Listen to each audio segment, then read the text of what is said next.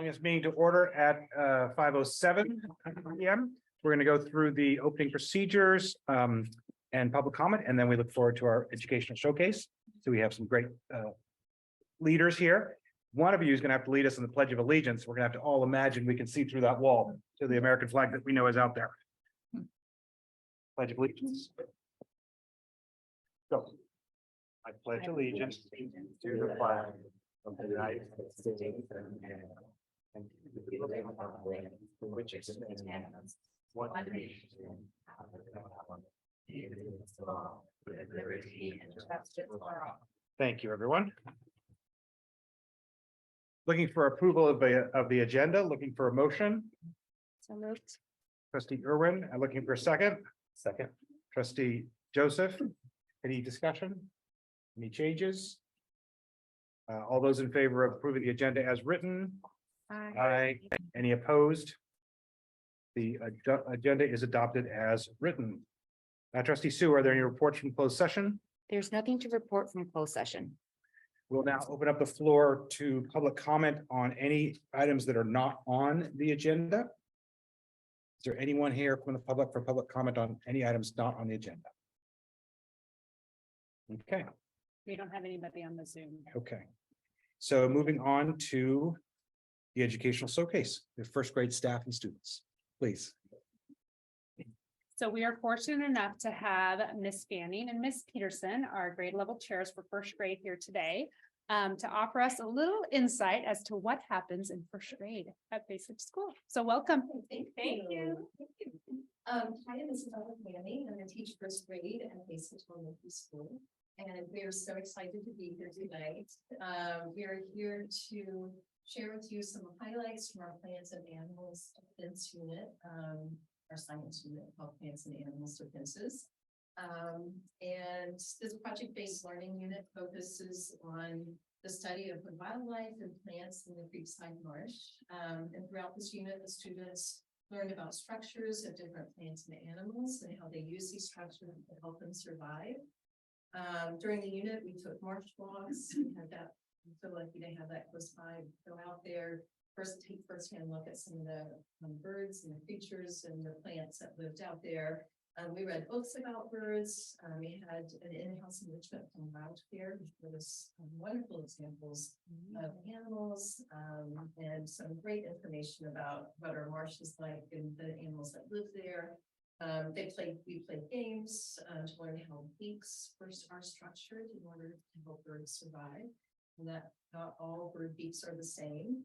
And we created a marsh mural in the classroom to bring the marsh in to our classroom so we could continue learning of it right there. Thank you for having us. I'm Elizabeth Peterson, and now for the fun. So we have 6 amazing first graders who are going to each have an opportunity to share some of their favorite highlights and learnings from the Marsh unit. We are going to hear from some friends who are going to lead you through a chant that kind of help them to learn about animal survival and what animals need to survive. You're going to learn about some new birds after studying structures of birds and animals and what they need to survive. You're going to learn from one of our basic bears about a newly invented bird that he found and how it survived. And you're also going to learn about why the marsh is important, why we should care about Creekside Marsh. And then you guys are all going to have your knowledge tested with some quiz questions from some of our fellow basic bears to see what you know about the marsh. So,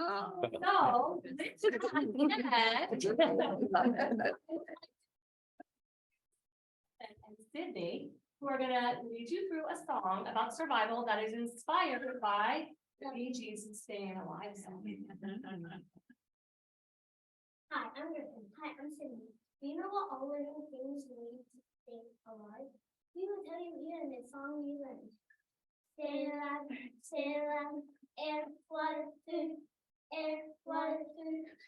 Defend yourself. Don't get eaten by a predator.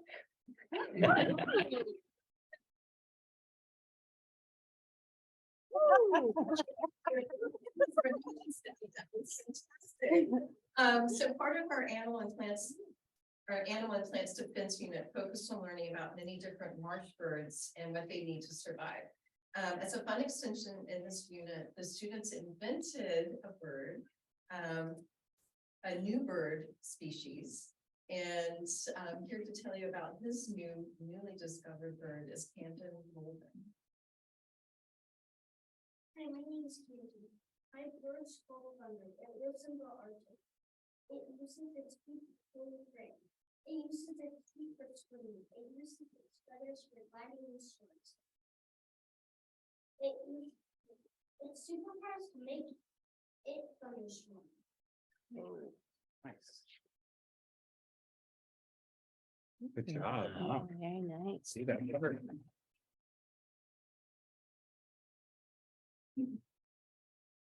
Okay, so the children learned a number of interesting facts, as I mentioned, about the marsh, and here to test your knowledge is Millie Wagner and Adam Wheeler. Question 1, true or false? The beaver's teeth are white. True. The answer is false. Oh.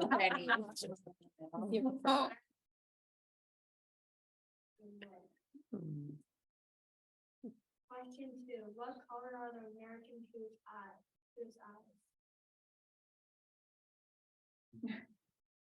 I already got one wrong. Slack. Black. I was gonna say black. The answer is red. Oh. The red pigment is caused by an extra reflective surface behind the lens of their eyes. The lens of their eyes and helps light stay inside of their eyes. And this helps the American Goose ignite them. Nice. Thank you. Question 1. What is a mermaid's purse? It's a mermaid. Mermaid's purse. Maybe a kind of help. I don't know. The answer is a pouch that shrinks. Oh. Question 2. What is the biggest bird? Ooh. Biggest bird on the marsh. Hawk. The egret? That's pretty small. Heron. Blue heron. Heron. The answer is the great. The great- egret. That time rolling. I think we need a quiz night. I love that. Thank you. Thank you, guys. Good job.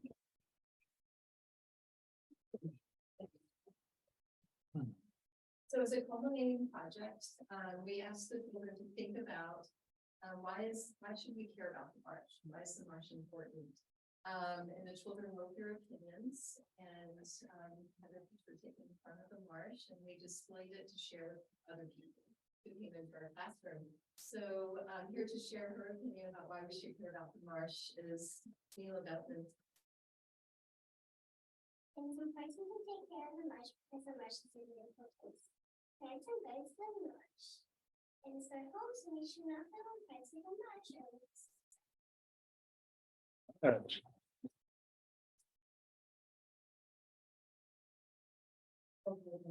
Great job. So, as you can see, this was like a tiny snapshot of our lengthy study of the marsh and science and plants and animals. And it was super engaging for the kids, hands-on, but also tied really nicely into all different curricular areas, whether it was reading, writing, math. It was just a great way to kind of cover a lot of fun learning and tie it into all different parts of our day and all different parts of our study. So thank you so much for the opportunity to come and give you a little snippet of our Creekside Marsh Plants and Animals Defenses Unit. Thank you. Thank you.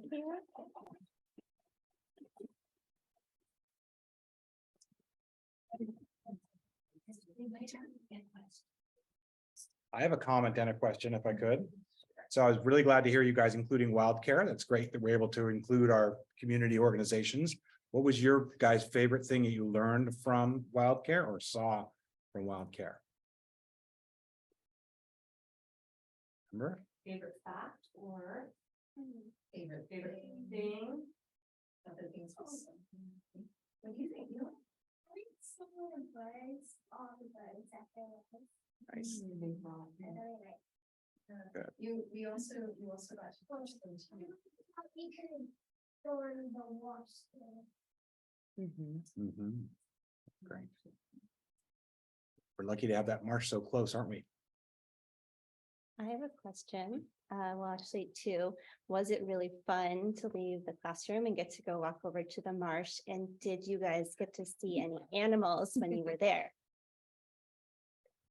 Anyone want to share what animal or animals that we were able to see? Lizard. A lizard. Bunch of birds.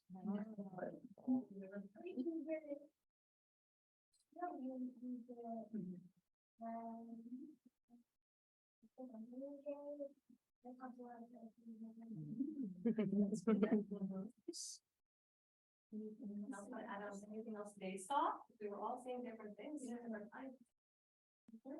saw a saltwater. Oh, wow.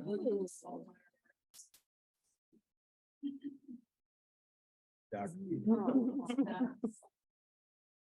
What else has been?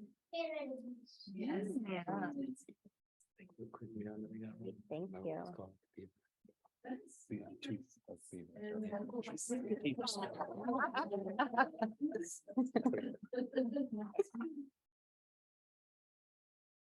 It's more of a comment. I want to defend my answer on true. When I was growing up, all the cartoons had beavers with white teeth. So I'm trying to understand now why that was lied to all these years. So I have an excuse for that answer. Yeah.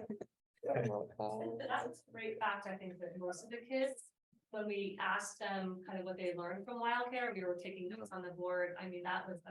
Everyone, that was the most interesting one. That was the coolest one. I know. Right, yeah. They actually showed them the teeth too, so you can see them in person and like cool. how long they actually are. Yeah. Back in there. Structure. I really loved this project-based learning. So I think it's so crucial for our students, and I think that it's I feel like that's one thing Basic is known for, are these like special projects that the students do. So I'm so appreciative of you two and the rest of the first grade teachers for doing this. So thank you. Thank you. It is a lot of fun. Yeah. Teach that one too. Yeah. So this was absolutely amazing. Thank you so very much. We were thrilled to have our first grade team come and present. Hearing the song, I loved that. I don't get eaten by a predator. Okay, that's just gonna say. I loved hearing about thunder. I loved all the great language and the words you guys used, predator, some of the names of the animals you talked about. So just thank you both, and like Trustee Sue said, thank your team about engaging our learners in a way that they could really relate to the curriculum and cross-curricular with all the subject matters too. So super appreciative. Thank you very much. Thank you all for having me.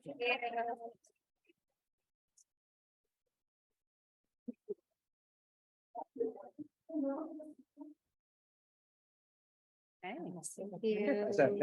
Thank you. Thank you. Have a nice. My daughter's in her place. This is Annie. This is dog. Yeah. Nice,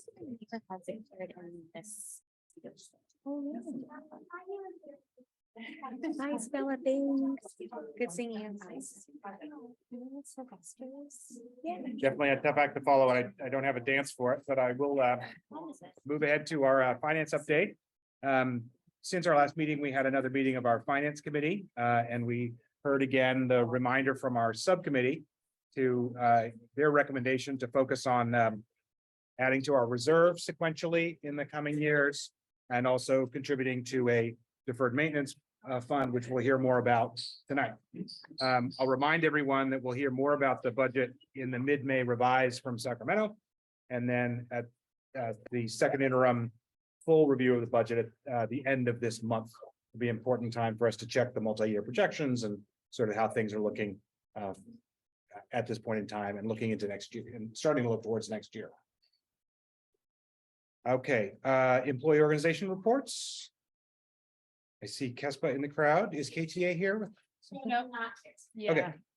Warren's not feeling 100%. Okay. So there's Oh, nothing okay. to report from KTA tonight. Great, I'll be thank you. brief, because it is the 100 days of May, and it's already so full of amazing things happening. I'll keep ours short. One of the amazing things happening, however, at KSPA is we have started our negotiations with the district. Last week, we're gonna continue soon. And as we were going through our process, we realized we need to sunshine 2 more things, so we're gonna be official with that tonight. I think it would be Article 16, we have to see where it fits for our work hours. And then Article 25, we need to clean up some language in our vacations. And that is all we have. Well, thank you very much. I hope the rest of the meeting is as beautiful as the first, probably the first graders. Thank you. Thank you. Thank you. Thank you. And now we're going to hear from Kick. And then KSPTA. Did the mics go through Zoom or It, does it matter? yeah, I think we're fine. All right, well. Happy to report on a really successful online option. And it's in a great event this past Saturday. And so just amazing participation, both online and in person. A lot of you were there, so thank all of you for your participation. Just amazing to see the whole community come together.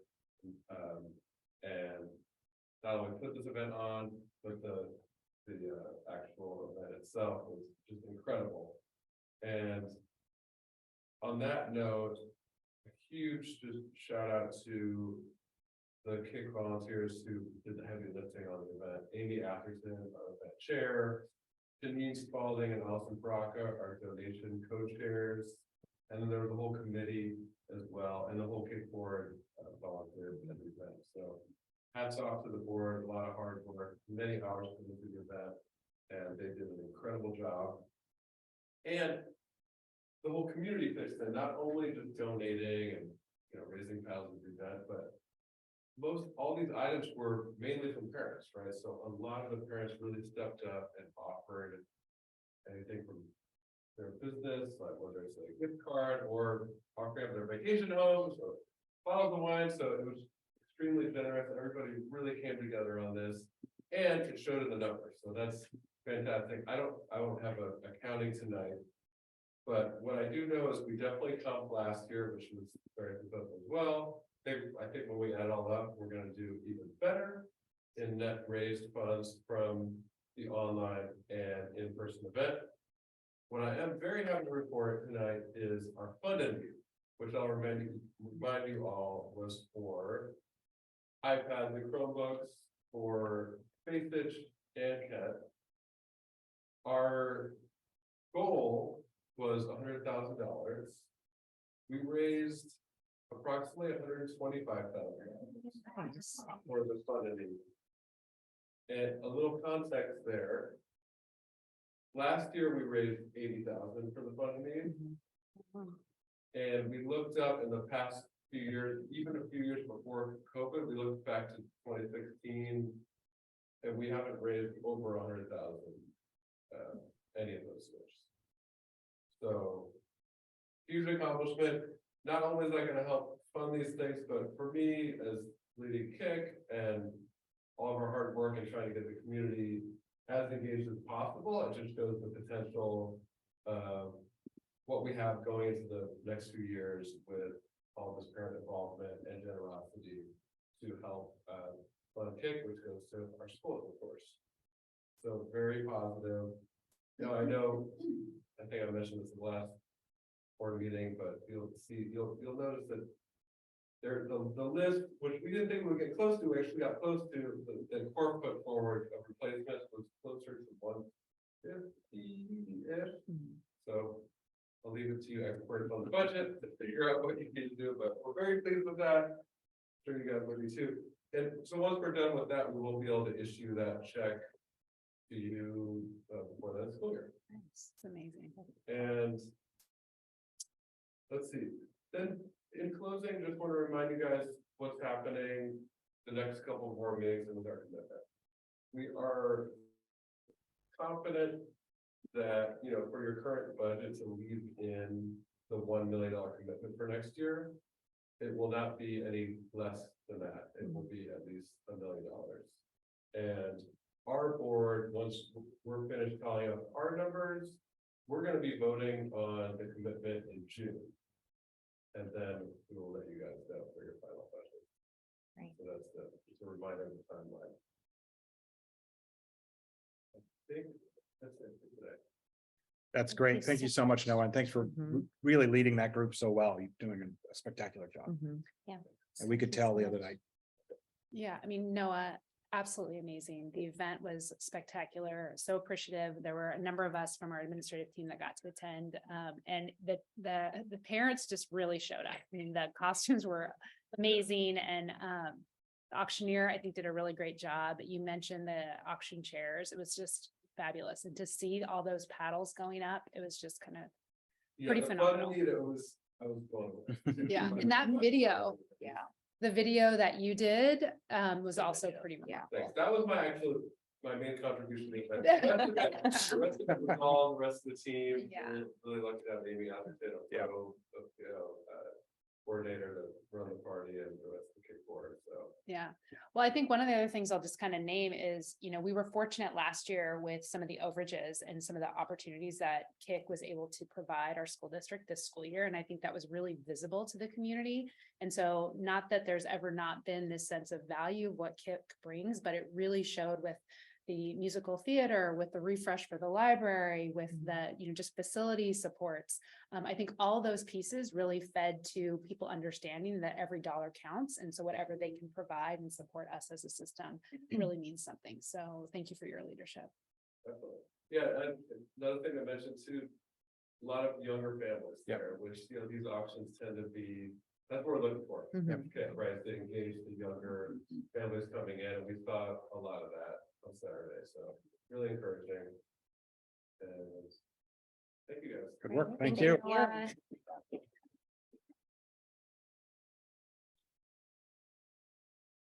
And PTA? So PTA, unfortunately, they're not going to be here tonight. Okay. There was a, they just couldn't be here, but, and also said they didn't have anything, to report. But before we call up our principals, because I think that's what's next on the agenda, I do just want to take a moment, and acknowledge something really special that is happening this week. That work. Here we go. So this week is National Educator Appreciation Week. And I just feel like if we didn't take a moment to acknowledge that as a board and as the superintendent in a public way, you know, it was in the newsletter, we're seeing signs about, we're seeing the doors decorated at Basage. We know lots of tasty treats and flowers and cards are all being delivered to our site staffs, and just want to acknowledge the hard work that they all do each and every day. Every member of our educational team, so from our administrative teams to our office support staff, to our paraprofessionals, our custodians, our classroom teachers, I just feel like we're super, super lucky here in Kentfield. And I think just hearing a little bit of what Noah mentioned related to what the parents are willing to give, it's because they have this high regard and respect for our instructional team, our educators that show up each and every day. And so, you know, just looking at the sea of administrators sitting out here and the work that they do, we are quite lucky here in Kentfield. I think I've said this before. I feel like this is the strongest administrative team I've ever had the opportunity to work with. And they really, truly lead their educators at their school sites. So I just wanted to take that moment to say thank you. We appreciate each and every one of you for all that you do. And I hope you enjoy all the special treats you're getting. And just know that the work you do means a lot. So thank you. Yeah, I would just add, in addition to the celebrating teachers this week, also celebrating the education support professionals, which we're super lucky to have, supporting our kids in every way, and the administration. I've said this to everyone before, you know, none of this happens without having a good team leading the charge and work and orchestrating things. And so big appreciation for everyone from the teachers in the classrooms up to Raquel and to everyone that's here. So thank you all. So with that, I think we're on to School site updates. full side updates. So Basic, want to start, kick us off? Hello, nice to see you guys. Yeah, like Gretchen said, 100 days of May. Thank God it's Friday. It's a busy time, but it's a good time.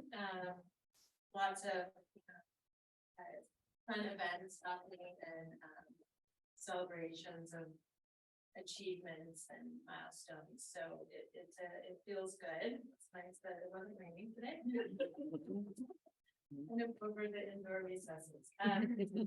So I've kind of just broken up my updates into some categories. So I just started with academics. So under the leadership and guidance of Assistant Principal Emery Skaggs, we have embarked on a spring pilot to administer the MAP growth test for kindergarten and first grade students. And so far, so great, because what MAP growth does, well, one thing it's successful, like everybody's been able to get logged on and they've been able to get through the assessment with the devices that we have, and we problem solved through, you know, I think we had one prior because we realized we couldn't hear anything, and we didn't really realize that at first, but for the most part, you know, everybody was successful. But the best thing is that team member was there. And, you know, just anecdotally, a kindergarten teacher looked at the data and was, wow, yeah, kids are doing great in reading. But I noticed that they're not as strong in informational text. So I that's one piece of school. I'm gonna concentrate on doing a little bit more with informational. So just seeing that immediate connection to the data informing instruction, you know, as a whole class and for individual students is why we do assessments. And, you know, I reflect a lot about assessments, and I think when it feels like we're doing too many assessments, it's when we're not using the data to help us move forward. And when we're able to do that, it doesn't feel like we're doing too much. So really pleased about that. We're also doing the MAP growth testing for technical board. That was already something that they're used to. And so we'll be diving into that data a little bit more in the coming weeks. Third and fourth graders scheduled to start CAS testing after the Gold Country trip on May 22nd. So we have 2-week window for that, and then it's makeups after that. Mathnasium, we are continuing with that in the morning, and we continue to the end of the month. June 1st will actually be the official last day. That's Thursday. And this is great because we actually have a couple of students who were recommending to exit and make a spot for a couple of students who have followed up through MTSS. And so even though we only have about 3 weeks left, like that's a good chunk of time to get another student in there. And the reason for the exit, I have one student who's in 2nd grade and he's shown accelerated growth and is working on 3rd grade material and in the same program now and doing better in his classroom with Eureka assessments. So you know, that's a good success for him, and that we're able to do that spot for somebody else. And I'm working closely with Jacob Muller, the Mathnasium the owner, and really diving into the data and just putting together an overall presentation. And I think that will be something that I'll be able to share with you in that phase, so we will get how those students did. And he and I have also had conversations about going forward next year, if we're able to continue this to work together and how we can better align his assessment process with our assessment process, because right now there's a little bit of a disconnect in terms of timing and just how we assess kids and how they do. And so we've got some ideas on how we can better align that. So when I share our data with him, it makes sense. And then he shares his data with me, it makes sense. It fits together a little bit better. So They've taken some learnings from this first year. Reading intervention, I think I mentioned you before, we have a Sunday group, actually with 3 groups. The Sunday program is a more phonics-based reading intervention, and Nate Hawkins is leading that. And she has reported out that she does these mastery checks. They're administered after every 3 levels, and 2 of her 3 groups have demonstrated mastery, and they'll move on to the next level. She has 1 group that didn't quite meet that mastery level, and so what that means is they stay at the current level, and she actually is going to supplement with some other materials. There is a Sunday system that is more pre-first grade level, so she's going to pull some materials from there to see if that can be a nice boost for those kids. So that's an update there. We have a continued focus on learning about science reading, and we concluded we had 3 sessions of PD with as a teaching staff with Melissa Althouse. Kind of just dive into what is science of reading and what does that look like and what does that mean, and I would say that the best takeaway is that teachers are jazzed. Teachers are in. Teachers are wanting more knowledge, more professional development. I have teachers who are emailing me, can I go to this PD? Can I take this online course? I shared out at Lexia English, had a free week of science of reading PDs. It was a webinar style, and you could sign up, you didn't have to pay, you could do it live, or you could watch the recording later. And I had several teachers do that, earn credits as well from doing that. So just that like sense of enthusiasm and leaning in and wanting to learn more is fantastic, especially this time of the school year. And then I contrast that with, I attend these Marin County Office of Education principal networks. It's with the principals and assistant principals that get together once in a while on Zoom, and we just talk about different things. And just had one today, and hearing from principals at their biggest challenge right now is burnout, staff burnout, and trying to like just figure out how they're going to crawl through the rest of the year. And I have teachers like jazzed about science of reading, and so that's so I'm really pleased about that. There's some nervousness too, like the more you learn about something, and then like you want to fix it all at once, and you want to go fast, but sometimes you have to go slow to go fast. So we're really just in that laying that foundation. How do kids learn how to read, and how can we think about our current curriculum through that lens? And as we work through this, how can we start looking and evaluating other curriculum materials that might be out there that might be better than one. So that's where we're going.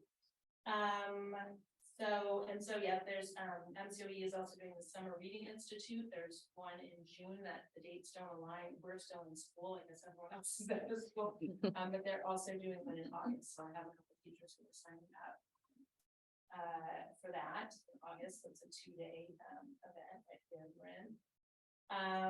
Some special events coming up. We've got first grade concert this Thursday, followed by the student body version of that on Friday. The Bon Air Spring Fair every year, or every time they do that, they invite basic participate. So Becky Kuhn has a group of students who are going to perform there and showcase our course program, which I love that, like community connection. So that's fantastic.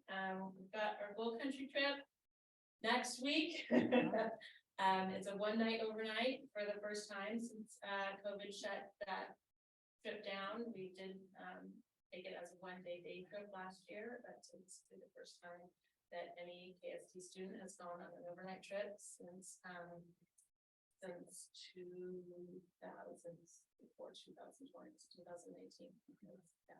Because, the current 7th graders, and they were in 4th grade, they didn't get to go. So the last group of kids that got to go would be our current 8th graders on the overnight.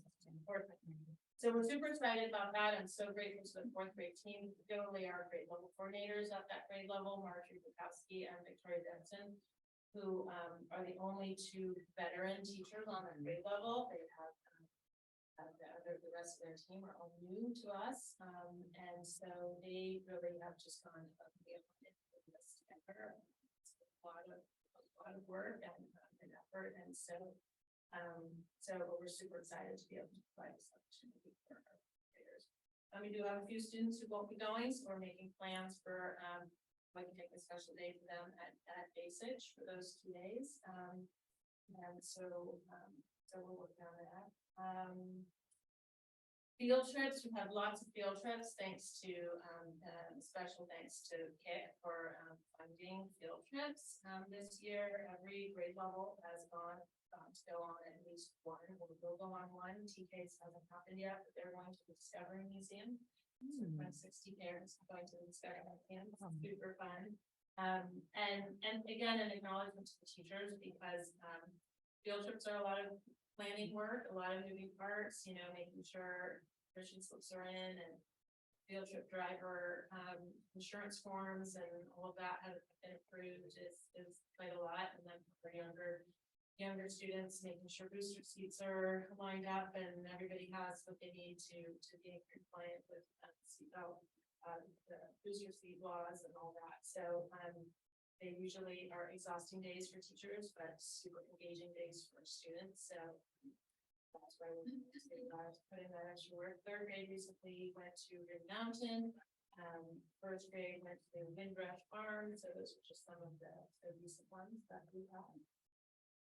I'm a little less maybe exciting, interesting thing that's happening is our SITSA feedback. So we have a draft SITSA as a site that was developed with our site council and input from all of the members of the site council. So I'm in a process of getting a broad range of feedback, including grade level coordinators. We went over that yesterday and created a Google form that I shared with our whole community. So parents, anybody who reads the district newsletter has access to that Google form to see the draft SITSA and provide any feedback.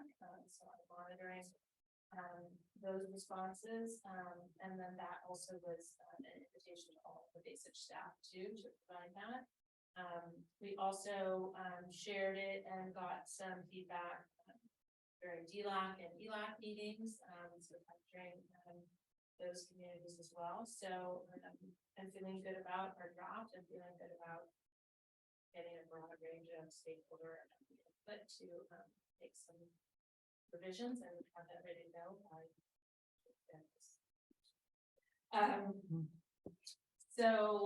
class building, you may have read my newsletter entry yesterday that that's that time of year. So on next Wednesday afternoon, teachers will use that time to build a class list for the next school year.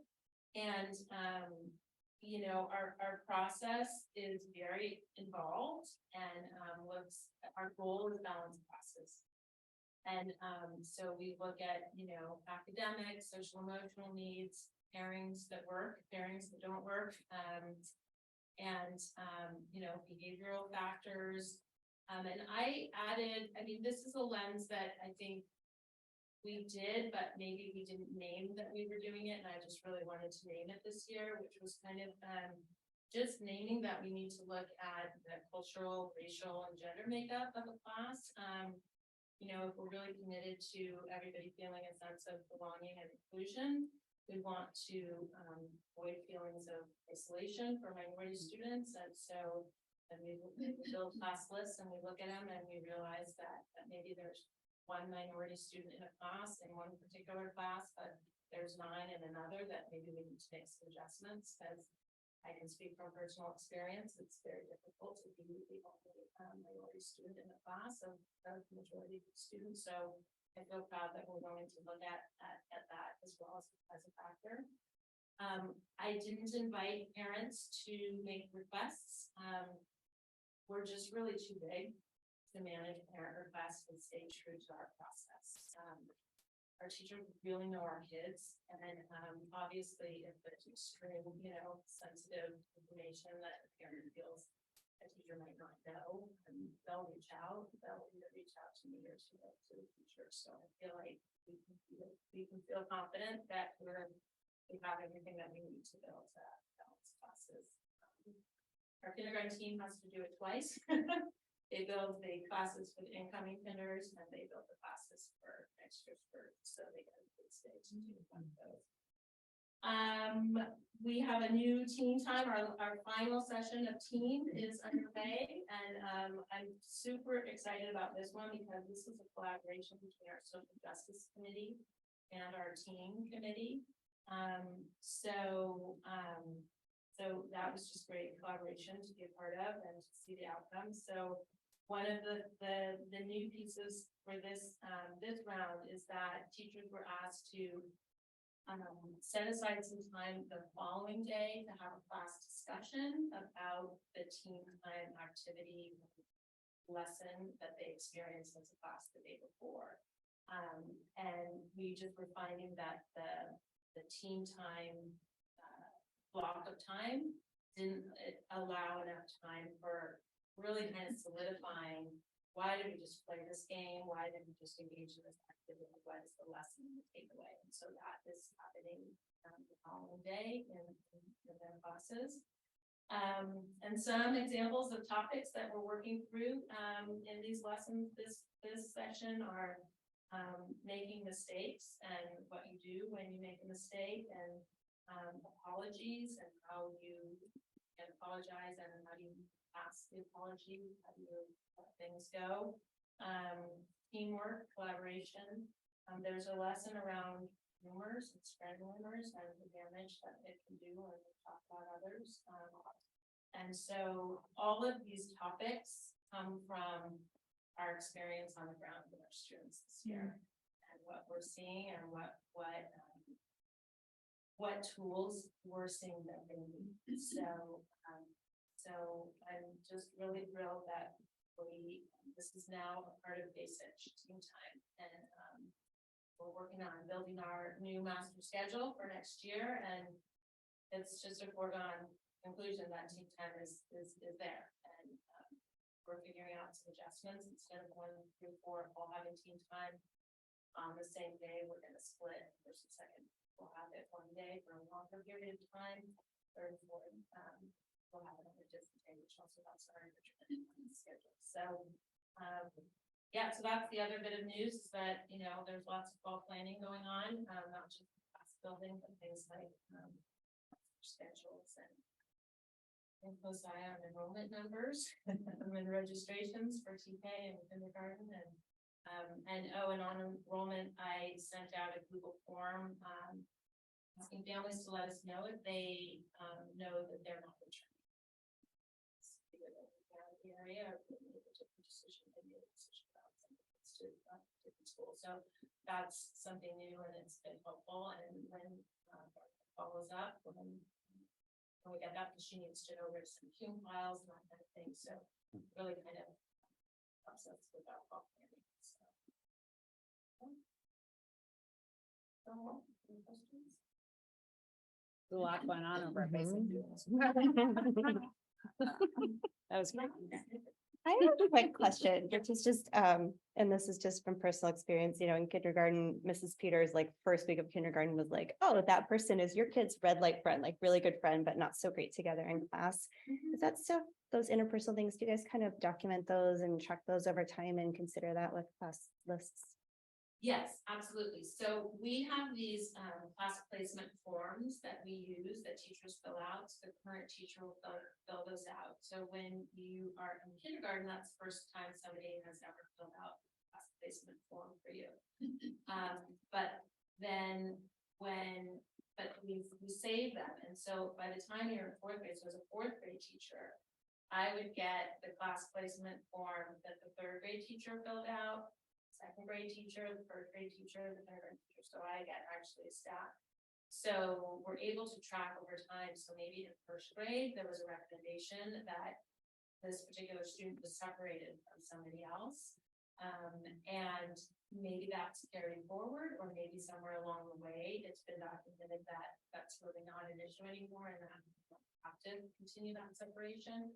But so we do track of that history that way. It's a little bit old school, it's paper, it's not electronic yet. We found that the system works for us. I was doing a little research. There are online like class builder programs and apps that you can purchase. Of course, nothing's free.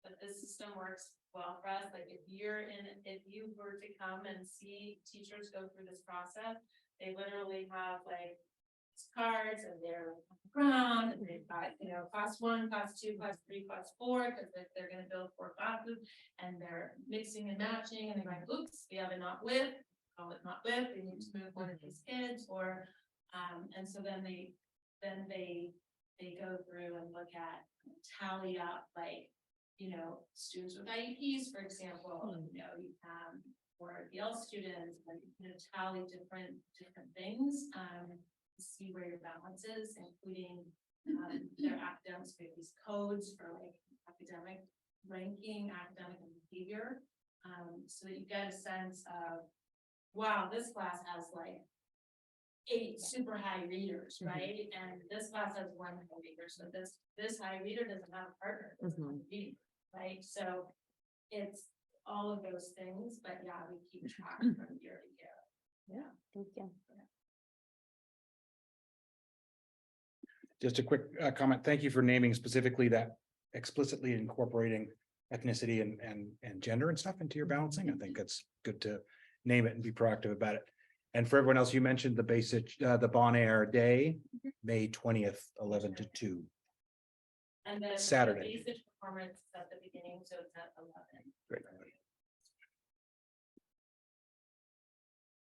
And that was great to hear about all the field trips, such an important part of the Yeah. fabric of basic. And great, it's great. And the showcase presentation, I must say, like, my office, where my office is, so when they would go out to march, if I'm in my office, I see them walking, and they're just the engagement and the excitement and the smiles, and then coming back, and usually they have their little journals with them that they take notes or observations or drawings, and so, yeah, it's one of my favorite units and projects that we do at Basic. And I have a 7th grader, and she still will talk about what she learned in that first grade March unit.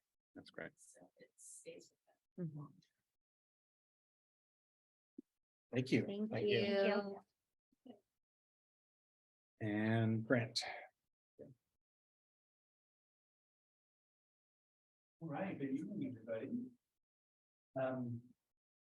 I guess I'd like to start by just acknowledging an odd start to the week of our school. For those who don't know, got a call from the hotel at 5:55 a.m. Which is not typically a good sign. But power out at Kent, and based on the journey we've been with power outages, we have really clear procedures around the power is out before school. The decision is made by 6:30 a.m. For school closure that day. So it was definitely an odd sensation on a Monday morning with just misty rain that needing to be closing school for the day. I will say our community responded with support that Wendy and I and office staff were here in the morning and redirecting students in the school. Communication channels are working quite well, even in an unfortunate situation such as that. And I'll say, coming to school this morning, it was business as usual. We've already engaged in teaching learning across the school. So I don't feel like we missed a beat. It was unfortunate to miss a day, particularly at this really busy and important time of the school year. So I understand the board was in communication with the about that early, and we're hoping to avoid future school closures like that. Something that feels like it should be able to be avoided. And so maybe in the phone, Andrew and myself had a meeting just yesterday morning, just looking through all of our procedures and practices, making sure that we're responding as best we can to avoid these types of situations in the future. So I also want to just mention, and kind of echo Rick's sentiments with regard to, appreciating our educators this week. And I would also say, our board of trustees, really the lead educators in this district, making decisions on behalf of our students, the community, and our teachers. So we appreciate you as well. And definitely our teachers and staff are feeling the appreciation from parents across the spectrum of experience at our school. Our PTA obviously takes great care of our teachers and staff, and we so appreciate the time gestures across the week. And I will also just appreciate, Noah and the entire KIC team. For those of us who were at the auction on Saturday, it was a really fun event and an exciting event to see people really contribute to the school in the ways that they do and that they did, and to hear the outcome of the fund meet is just spectacular. Because I know there have been some really incredible funding projects over the years, and to hear that this was the most successful one on record is just feels so supportive. And we're excited about how the one-to-one program has gone this year, and so community support to bolster it to make it even more successful going forward means the world to us. So that just sounds like really great outcome. I will say I walked into the library with my younger son the other day after hours looking for a book, and it was dark and it was quiet and nobody was here, and I was just taken by the transformation of the shape and of the space rather, and just reminded about that overage from PIC last year, and just you can see the support of our schools in the environments, the curriculum we use, the tools that we use. So it's a really incredible program. We have started task testing. So Maria spoke about map testing and then task testing at Basic. Based on the schedule at Kent, we have had task be kind of the feature of our assessment process in the springtime. And so last week, our students in 5th or 8th grade tested in their English classrooms and got through a good majority of the task English language arts assessment. This week, students in 5th or 8th grade are testing the math classes. Starting the math assessment with an unexpected school closure on Monday was a little bit of a curveball. I'm looking to Wendy. She's been an incredible coordinator of testing at our school. All the different tools that we use, from Math Growth to Youth Truth to CAST, and in classes in Newcomb's fashion, to miss a beat. It's like, okay, what do we have to do to adjust the schedule, communicating with everybody, and we're off and running. Started the testing today, making a slight adjustment to the schedule, and we will for sure get through the required assessment this spring. So math assessment this week, then we take a pause for an impact session next week, and then our 5th and 8th graders actually take the science assessment, which is called the task the following week. I've been really taken walking through classrooms about how seriously our students take the assessment, really taking the time to capture comprehensive notes and compose essays. I don't know if everybody in this room appreciates what is expected of our children on this assessment. It's so different than the ways that we were assessed when we were younger, as I can say for myself. The performance tasks require that students are reading lengthy essays or articles, synthesizing information from these different sources, and composing these really extensive compositions, responding to prompts that have been presented to them. And our students are not just flying through them, they're really taking the time to show what they know. So to be able to see that in the spring, and then kind of reflect back to last fall when we look at the past results and try to draw conclusions from them. And so just experiencing it now and anticipating when we get to see the results in the fall, it's kind of exciting to see we're at the end of the year and we're giving the students a chance to show us what we know, and we know in a few short months we'll be looking at information, making some decisions about what we do academically and student support wise going forward. So that's a really exciting time for us, and we're wanting to support our kids to show the very best that they know on past assessment. And while on the topic of assessment, I'll say greetings to Jimmy. Great to see Jimmy in person from Youth Truth. We'll be presenting a little bit later on in the meeting. We have been interpreting Youth Truth results at middle school. We just had a meeting last week where we really tried to hone in on some of the areas that we've been focusing on as a school. We looked a lot at culturally responsive teaching, and some of the areas in culturally responsive teaching that have really been brought to our attention as key areas to focus on would be establishing relationships between students and teachers, to be developing and deepening our sense of rigor in our educational environment, and then also ensuring that instruction has relevance. And so what we did was we pulled youth truth responses that seemed to particularly speak to the rigor and relevance and relationships at our school, as a way for teachers to kind of analyze how their work with our students is showing up in the perceptions of students about their experience at school.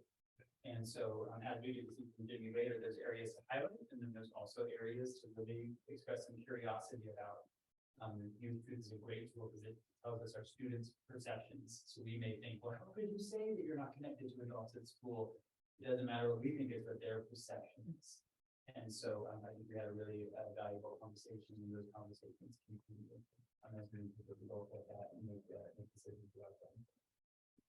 So similarly to BASIS, we're in the process of developing our system plan. We have a working draft right now that I'm really excited about some of the improved actions to the goals in our system plan. We're also seeking some feedback from a variety of stakeholders in our community, and looking forward to sharing that with the school board in the June meeting. I'll conclude this portion and talk to more specific student-related events by just sharing that we're in the midst of a pretty robust hiring process this time of year. We're at a curriculum chair planning meeting this morning, and our history curriculum chair looked around the table and said, I think we're the only thing not hiring at this time of year. And I thought, oh, that's true. And as with any hiring process, it's an opportunity to bring fresh ideas and new people in the organization. And Luke and I have been collaborating with a variety of other teacher leaders around the campus in the interview process, and it's been inspirational and exciting. And I think we have some wonderful candidates that will be introduced to our school community, and so look forward to share some updates about that soon too. So shifting more to the teaching, learning, and student activity side of events. You may have mentioned a while back that Maria and I had attended a training called the Breakthrough Coach, which really emphasizes the importance of instructional leaders being present in classrooms on campus. And so Wendy and I had made a commitment, and we had attended with the Breakthrough Coach as well, that after spring break, we would be spending a very intentional time in classrooms. So all day on Tuesdays, I don't have anything on my schedule except being in classrooms. And all Monday morning, Wendy does the same thing. We've been doing that since spring break, and we're going to ramp up and increase the time spent in classrooms going into next year.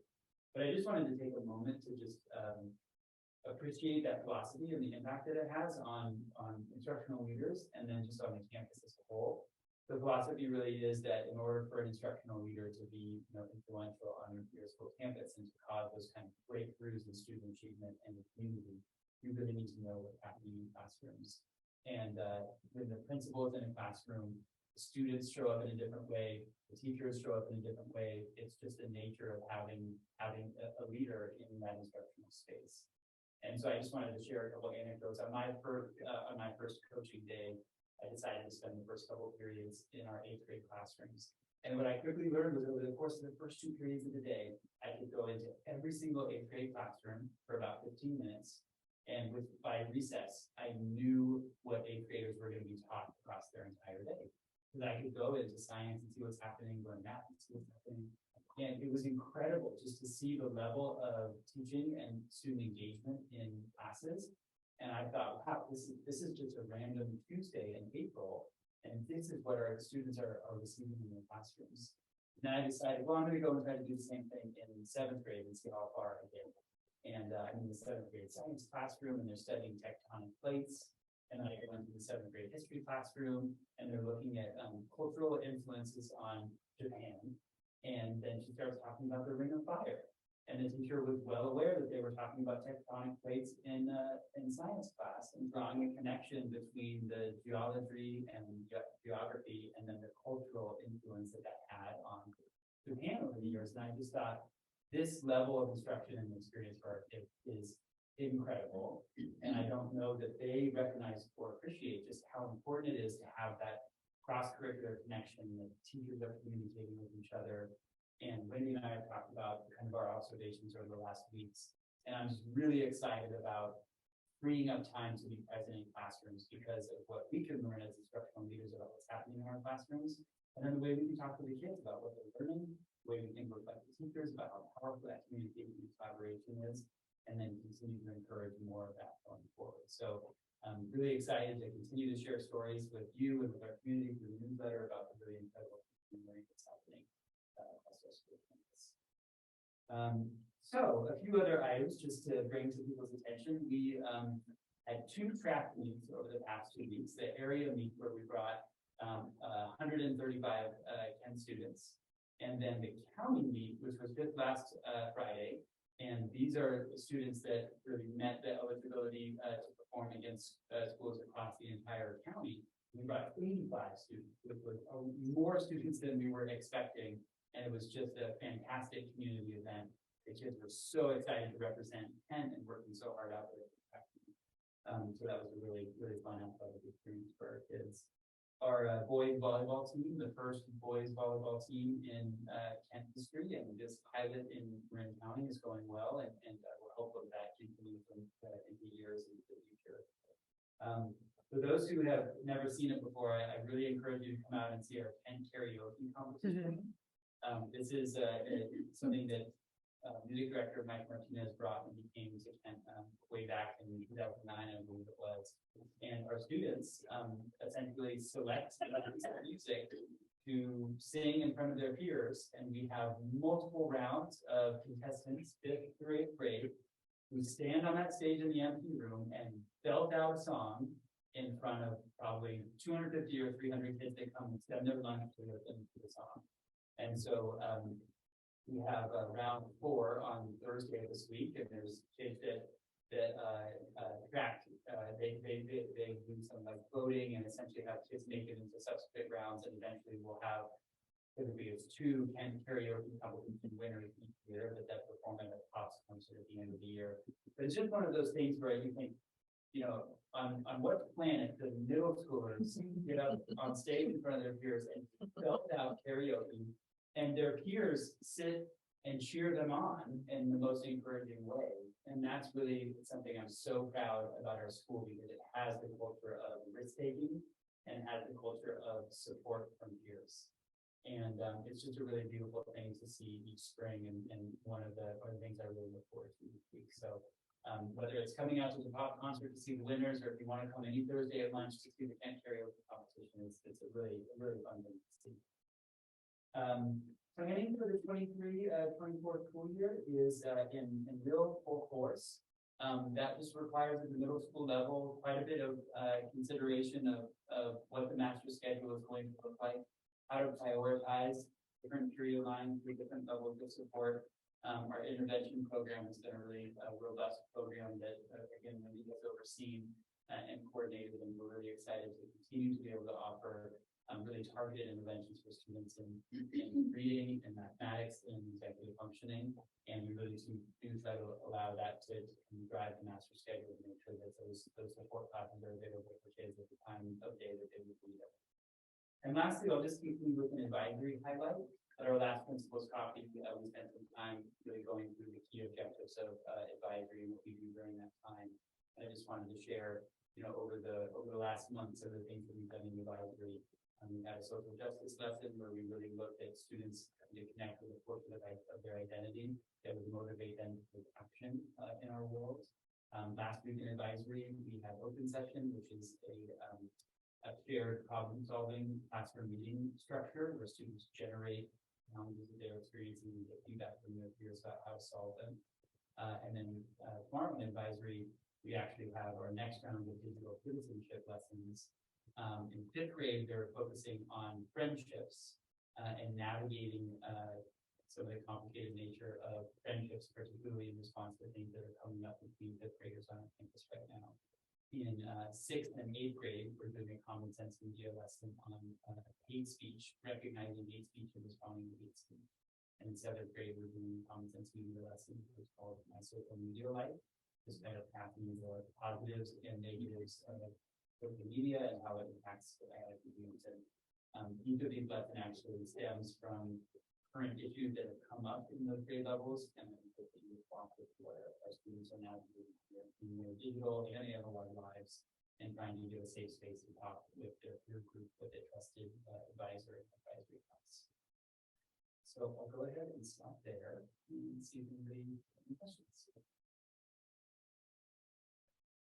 I'll just say quickly, thank you for bringing up the digital citizenship issue. I know that's so important at the middle school level, and it's great that it's being addressed in a great appropriate way. I think that's a smart approach. And then the breakthrough coach thing, I think one of the things that has made a big difference over the years that I've been here is seeing superintendents and instructional educational leaders and other people getting into the classrooms and being on the campuses and into the classrooms. I know it makes a big difference to the whole community. So thank you for doing that and reporting back on it. I was curious about the one-to-one program that you mentioned because of the big successful fund need. Were there any challenges that you faced? I know we were talking early on about the kids having a lot of things to carry and keeping the things charged and all that stuff. Was there anything that you learned this year that you'll take into next? Some of those challenges persisted across the year, but I will say that the magnitude of those challenges never met the level that we had feared. On any given day, there are students that arrive without a charged Chromebook. But I have not been aware that, for example, that has created any sort of significant impact on task testing. And I guess I would defer to Wendy on that. Have you heard of students, many students not having charged Chromebooks or that interfering with kids' ability to participate with tasks? So it hasn't been able to work through those challenges. So some students will arrive without a charged Chromebook, but there's 2 chargers in every classroom, so students can quickly just do their work at the corner, on the side of the room while they're charging their Chromebook. We have extra chargers in the office and 15 extra loaners in the office that are charging. They're just charging continuously that students can borrow for a period and then jump into their task testing and then return the Chromebook. So we've worked through it. I think that students have been just really flexible and students have been flexible. So it's been a really successful. So CASP is a good trial of that. We have 515 students that are expecting to test every day and have to have a functional device to do it. And the device they have is their own device. So the fact that we can have, I'm not aware of kids that haven't been able to test, given that there's 2 chargers per classroom and 15 learners in the office for 515 kids, it's a good sign that even on a day that's not a CASP test, when an English teacher says, get out your Chromebook so that we can work on the test they were working on, the kids have what they need, and we're getting working. So I'd say one of the challenges is some of the older generations that we're phasing out, and so the fact that Kick's able to support a purchase of new Chromebook, we're gonna have more reliable technology coming next year.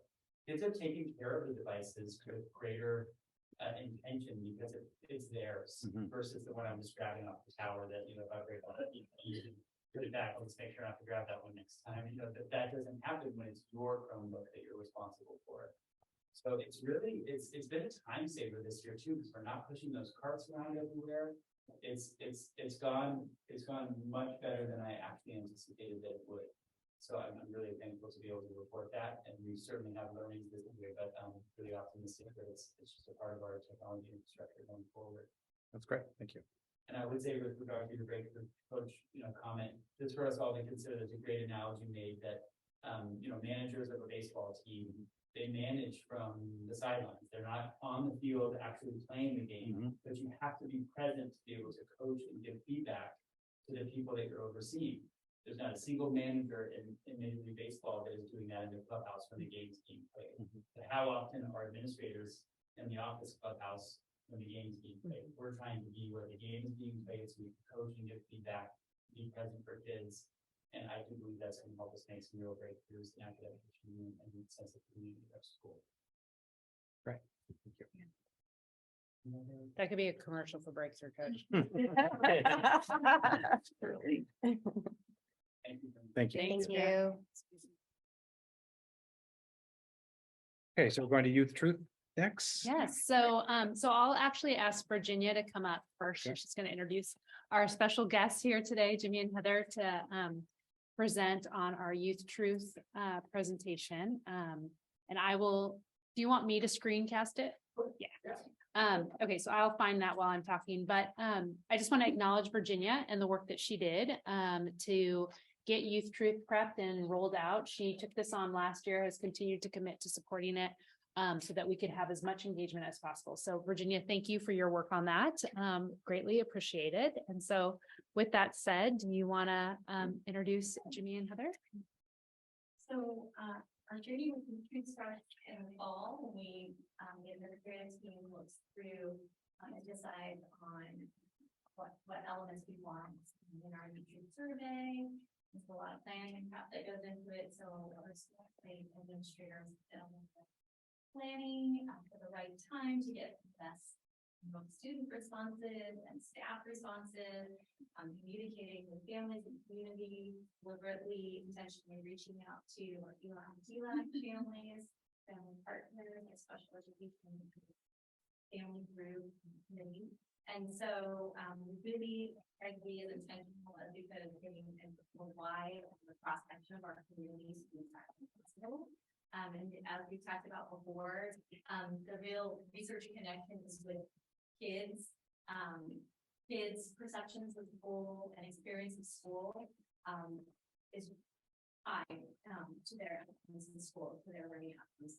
But we also value all the input from our educators, our other school staff, our KSD support professionals, and our community, our parents. So we did like last year, a lot of communicating, maybe too much communicating, prominently displaying all of our QR codes, and even sort of stop people in the parking lot. And in Carline at Basic, so really trying to get as much family participation as possible. And with that, we're lucky to have Jimmy back again. Last year to walk us through our data from the truth. He's joined by Heather Smith, Simpson and Heather Smith to walk us through an overview of our findings. Good evening, everyone. I am super excited to be here with you today. My name is Jimmy Simpson Jr. I am the Senior Manager of Partnerships at Youth Truth. Really quick, before we dive into data, since Heather and I are going to be talking kind of at you for about the next 25 minutes, we'd like to just tell you a little bit about who we are. So I've been with Youth Truth for a little over 5 years, working with school districts all across the country, helping them better understand their student, family, and staff perceptions around things that we know really matter. Things like relationships with teachers, climate and culture, feelings of belonging, as well as emotional and mental health. Prior to Youth Truth, I worked in San Francisco Unified as a gardening and science teacher at an elementary school, and then coached science teachers around the Bay Area. And I'm super honored to be joined by my wonderful colleague, Heather Smith, and I'll let her introduce herself. Hi everyone, I'm Heather and I'm also on the partnerships team with Jimmy. I also started my career in education space in San Francisco Unified and then was there for a little while, took a break and did some work in ed tech and then found my way back to a nonprofit and have been working with Youth Truth for about a year. So excited to be here with you all today. So today we are going to share with you some of the high-level findings in your Youth Truth data from Basic and Kent. And I want to name ahead of time that Heather and I have pulled data that we, as Youth Truth members, have identified as areas of improvement as well as strengths. This does not mean that these are the areas of improvement and strengths that our school leaders have identified, because there may be other goals in schools that we do not know about. These were just some of the high-level findings that we pulled. Next slide. So today's agenda will give you a little bit of an introduction of Youth Truth, just to kind of continue on that. Our work, we're based in San Francisco and our work is national, but a ton of our partners are here in the state of California, a lot of which are in Marin County. So we work with you all, we work with Reed, Ross, Novato, TAM, Union County School District. So we work with a lot of folks in the area.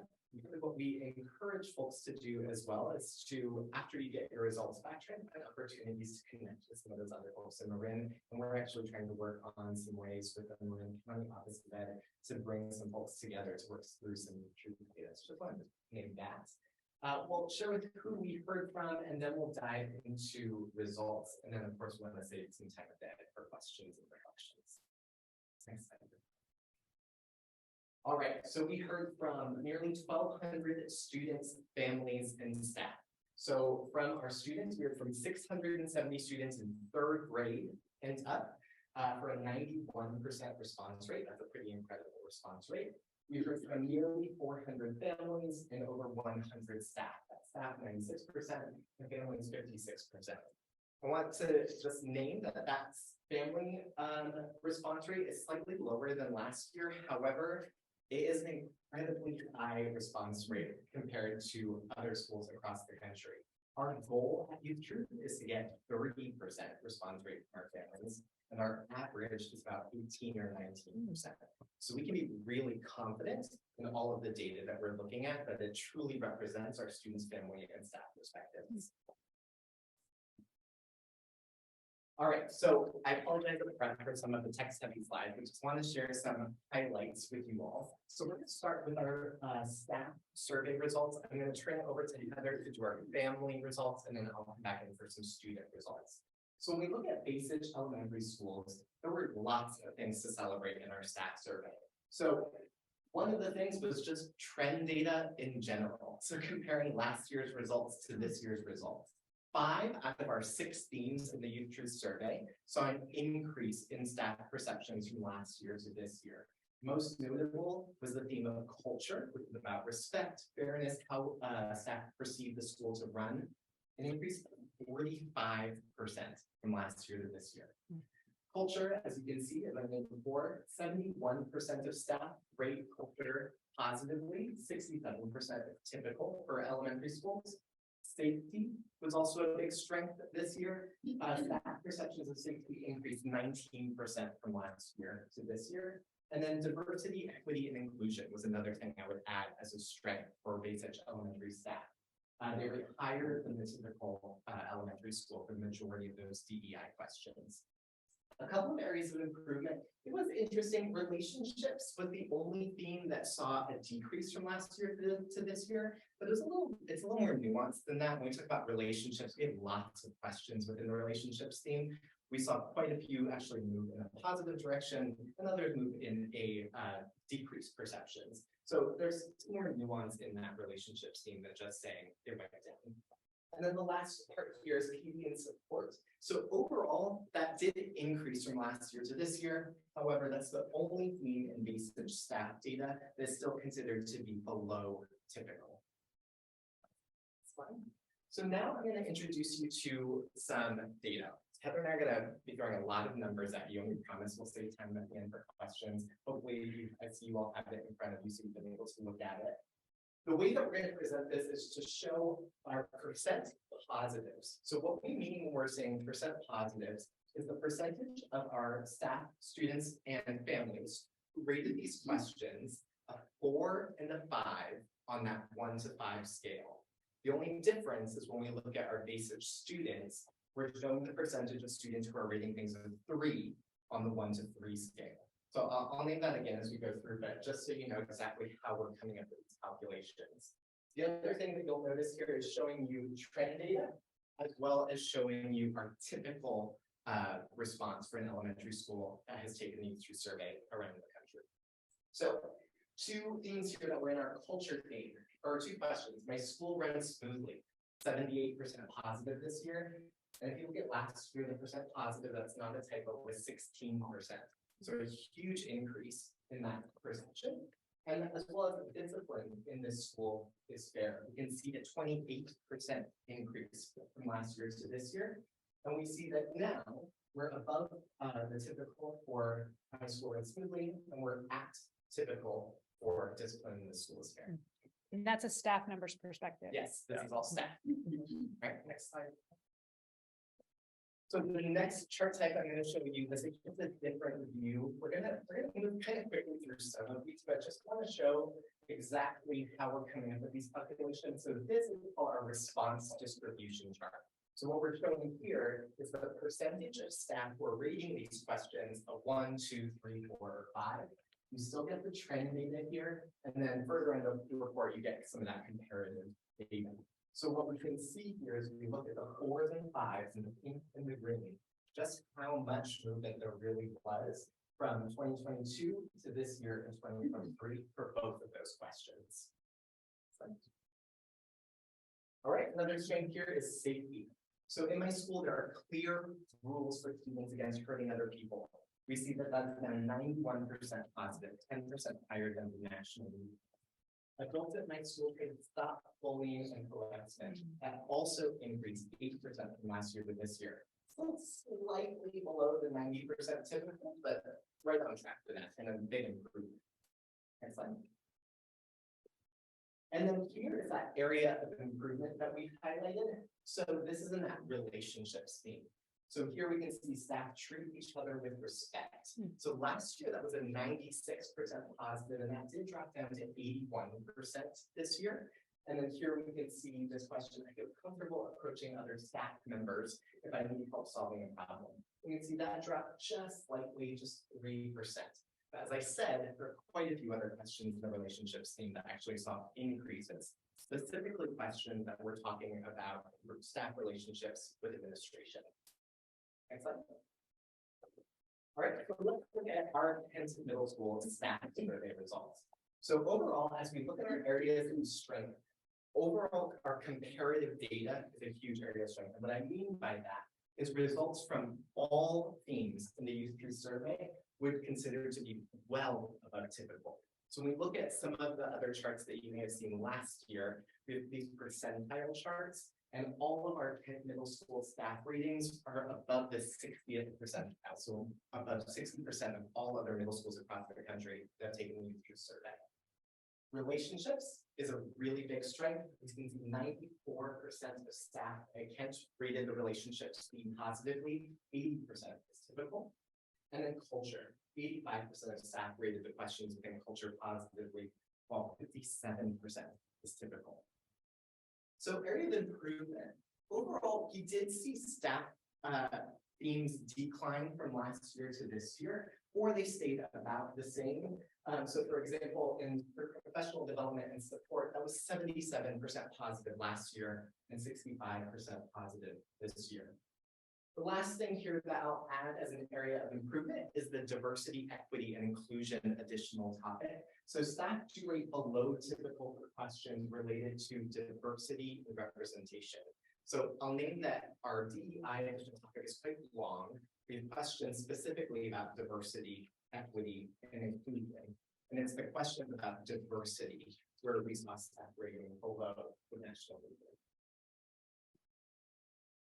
All right, and here's some of those questions and examples. So staff and families care about each other. That went up from 77% last year up to 84% this year. And my school is cooperative and team oriented. So we see that one also increased 7%. That's 91% positive, where the typical middle school staff perception for this is just 75%.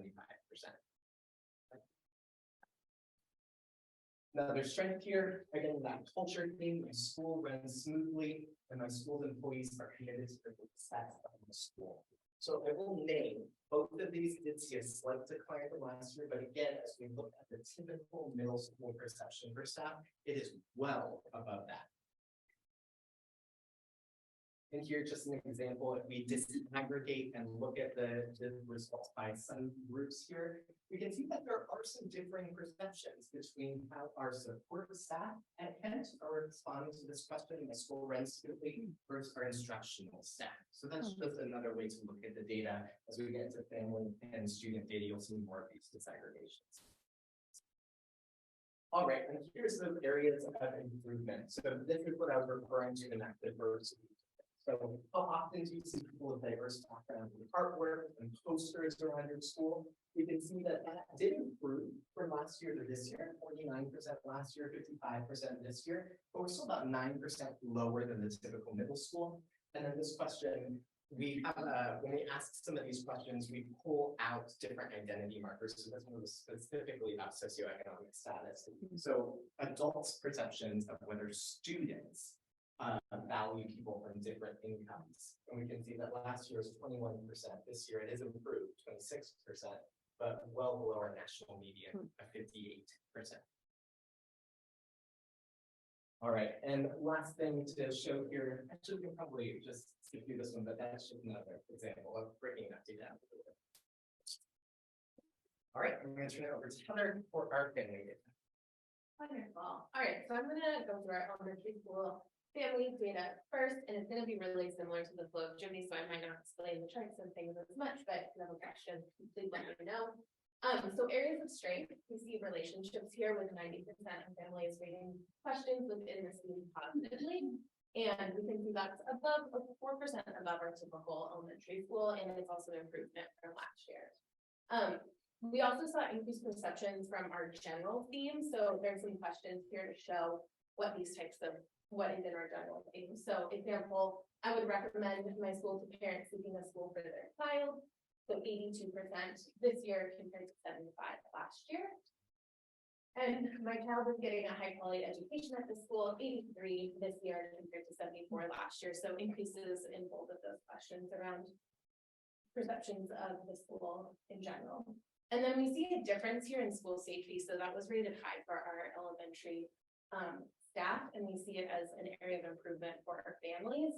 And I will just note that that's not really atypical right now. We're seeing perceptions of school safety for our families decrease across most of our elementary and middle and high school. So an area of improvement, but not atypical.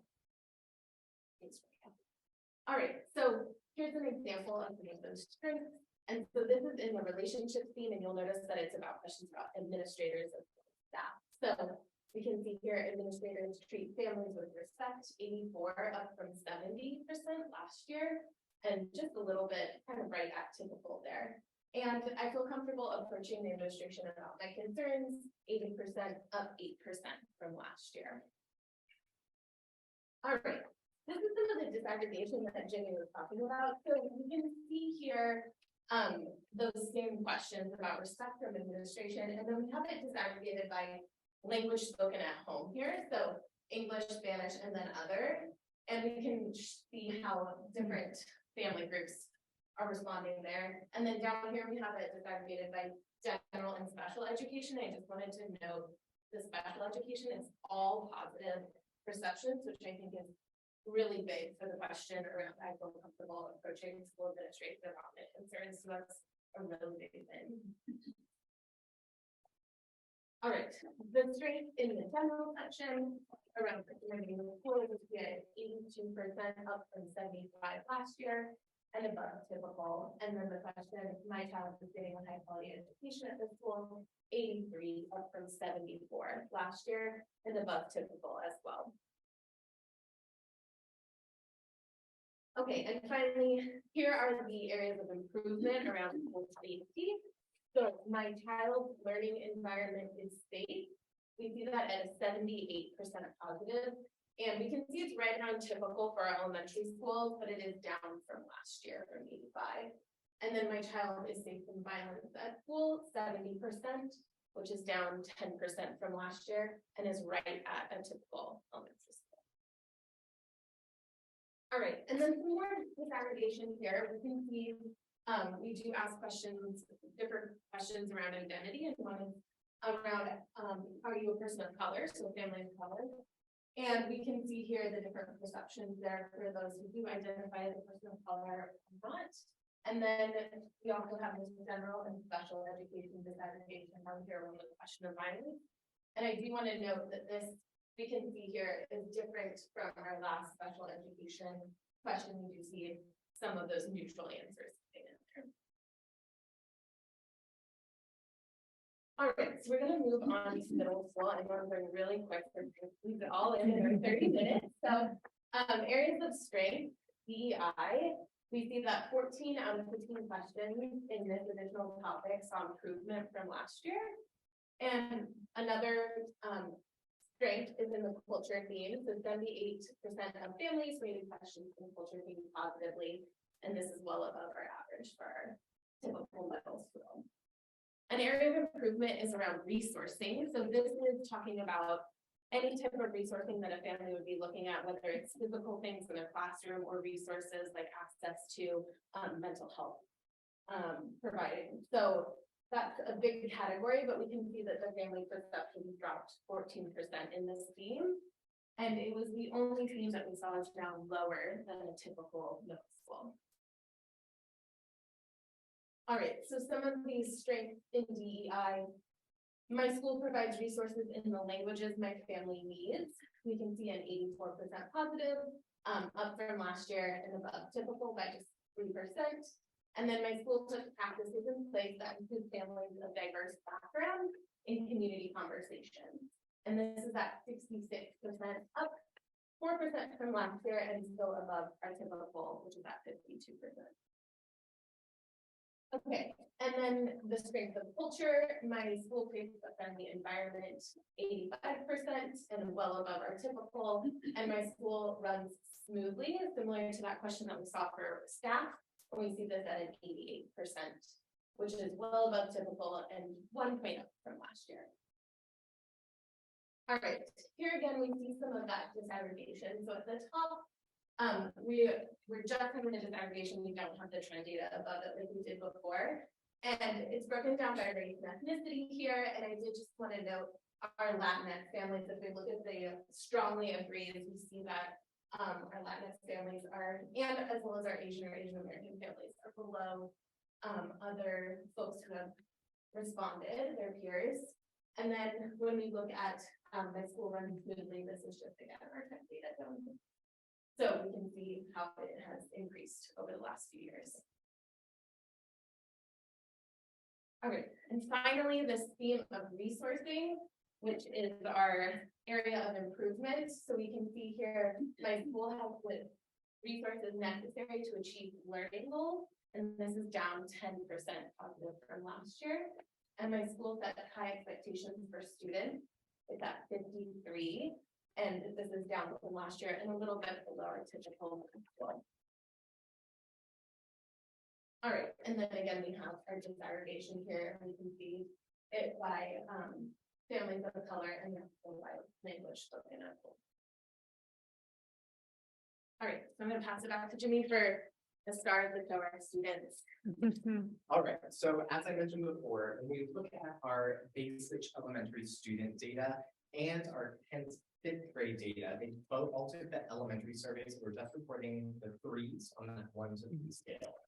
So if we look at our students at basic, area of strength, pretty general, but an awesome thing to have as your area of strength, everything.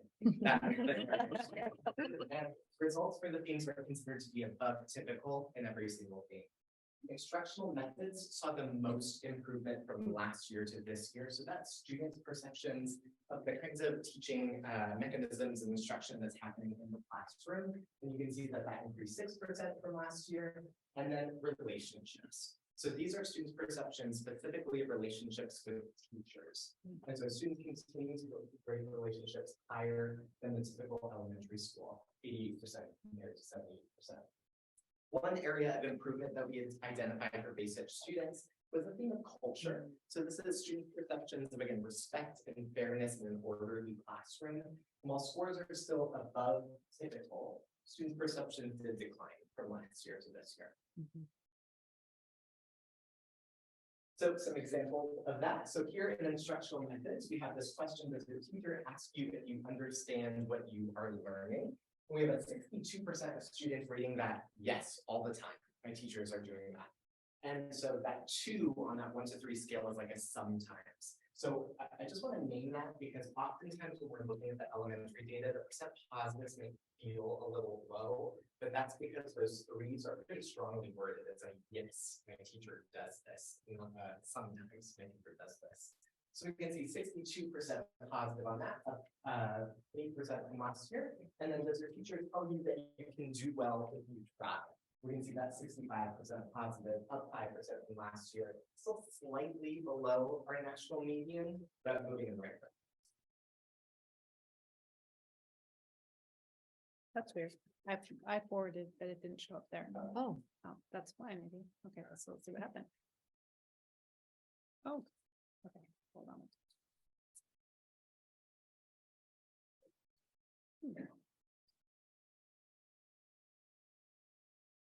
We'll wait any questions. I was going to ask Virginia, do you remember how many years we've done Youth Truth consecutively? There was a little couple year break, right? Yeah, I think it's 4. Yeah. years. Okay. I have a question. Yeah. Every time I read the school safety numbers, I'm like, it's such an open-ended question. Do you feel safe with like your peers and your teachers? Do you feel like these fences are good enough to keep a shooter out? You know, I'm just saying like, what, I'm not exactly sure what they're answering when they answer that question. Yeah, so what in the safety thing, we have a few targeted questions about locations. So do you feel safe at school is a general one. And we ask questions about, do you feel safe in the bathrooms? Do you feel safe in the hallways? Do you feel safe going to and from school? So we try to get at that point, and then part of the research that we've done behind that is more so about students not being able to perform academically unless they have a feeling or a sense of safety. So we're not asking any, specific questions about hates or feeling a shooter. Right. No, I'm just, trying to get to Yeah, where some of We're this comes truly from. just trying to identify that students' perceptions of their sense of safety, since we know that affects how well they'll do academically. Yeah, I remember kind of trying to look back at when we administered this, because we did have a bunch of really horrendous incidents this year and, so that affected some of the answers. All right, yeah, push it over here. Thank you for that. So really quick with the under disaggregation of one of these here that I wanted to like, so in that instructional method, staying with your teacher has to if you understand your word learning. We can see here that there's a decent sized difference, 7% difference between girls are identifying this question, 65% positive compared to boys at 3% positive. I will say that that's pretty typical for instructional methods theme and an academic challenge theme and with our engagement theme. We do see girls tending to rate higher than boys for that. All right, here's that kind of relationships. Do you like how your teacher treats you when you need help? 81% positive. And do you think your teacher cares about you? 91% positive. A slight drop from last year, this 4%, or 10% above the typical elementary school. All right, and here's that area of improvement. So here's this theme of culture. So do students behave in class? This is the one I wanted to talk about. I think that 10% looks scary, but this is again saying 10% of our kids saying, yeah, our kids behave all the time. And the average is just 18. So that is an area of improvement, and it is a little bit lower than last year, but that 10% shouldn't scare you as much as it might look like on this chart. And then this question though, do you like going to school? Again, these are students' perceptions of yes, very often I like going to school. We can see that drops 12% from last year, 58% positive last year, 46, which is right at our typical elementary school. All right, as we look at this data, I wanted to just highlight this disaggregation here to like going to school. There's a 20% difference between how girls are responding to this question, 55% positive or 53, versus how boys are responding to this question, 33%.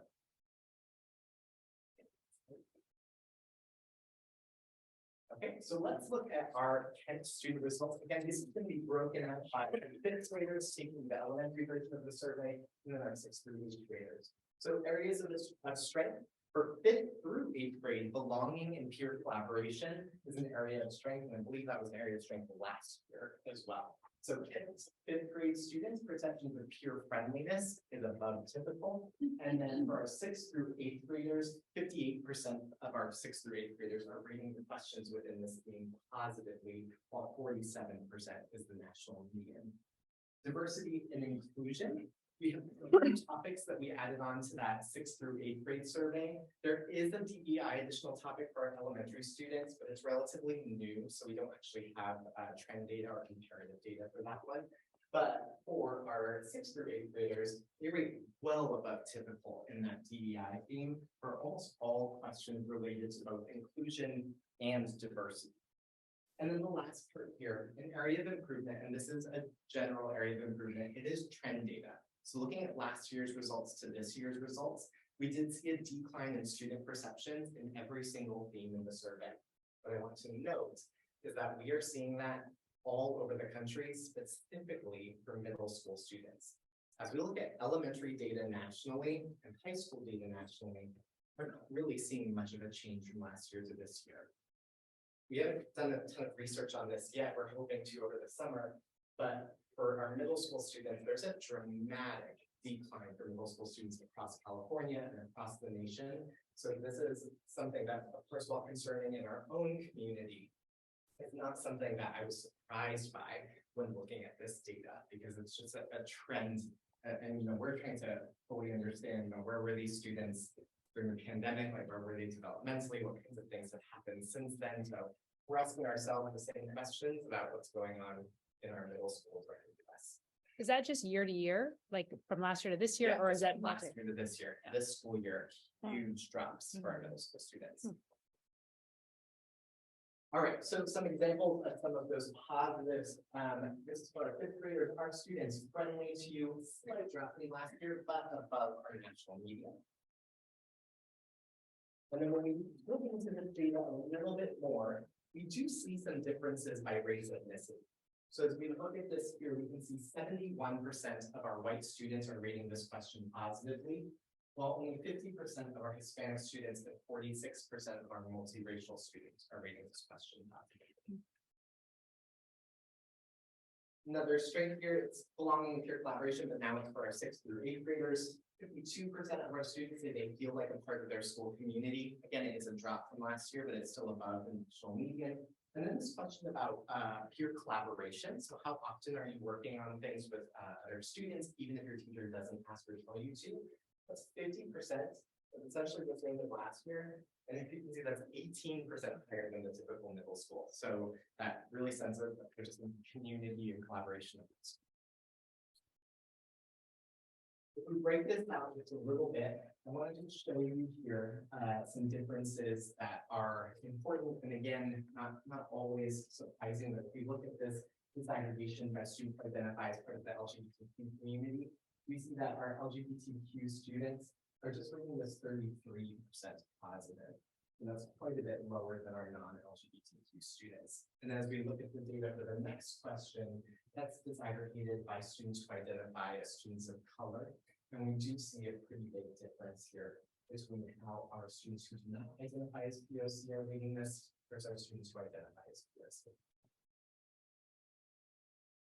All right, and then here is our other strength, DEI. Adults from high school value people of different races and ethnicities actually did improve from last year and is 8% higher than our typical middle school. And then my school has taught me how people have been treated differently because of their abilities. So again, this is one of those questions, the matrix question where we have all of the different identity markers listed. But this one I wanted to pull out because I'm not sure if there was a specific lesson or something happening. So it's Human. increase of 15%. 71% positive, and you can see here the typical is less than half, 49% positive. So we see that coming in this data. So we all giggled. Will you speak, just mention quickly, Grant? We have an annual experience where we do what's called the all school read, where the entire school reads a book and then an author conducts a visit. This year, our all school read was a book called Rolling Warrior by an author named Judy Human, who was confined to a wheelchair for most of her life and had fought for ability rights. And the story was all about her fight for ability rights. So we were excited and celebrated that as faculty too. And also for me, that really shows that we can draw conclusions from this data. Like, wow, you must have done something. And everybody in the room is like, yeah, we did. I appreciated that and we celebrated that as faculty and said it means something when we take an area of focus and we see the results that we can rely on the results we see in other areas.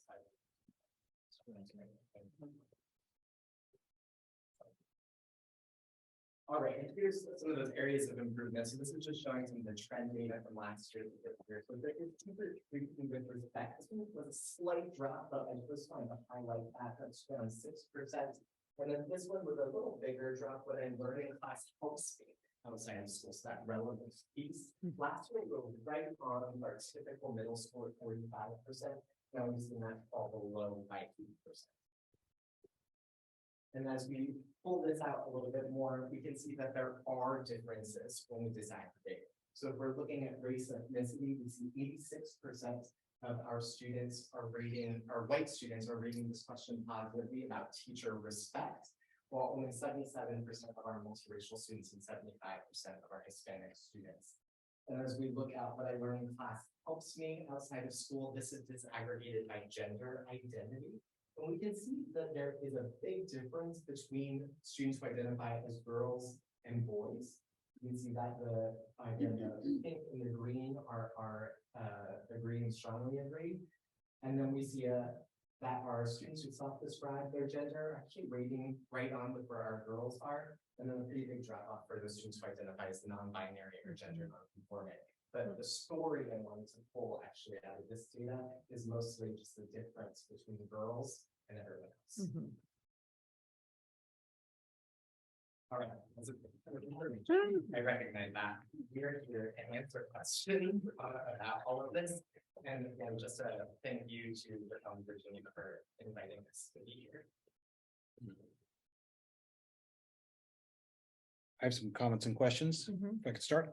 First of all, it's my understanding that there's a large universe of questions and then the school selects a subset of questions.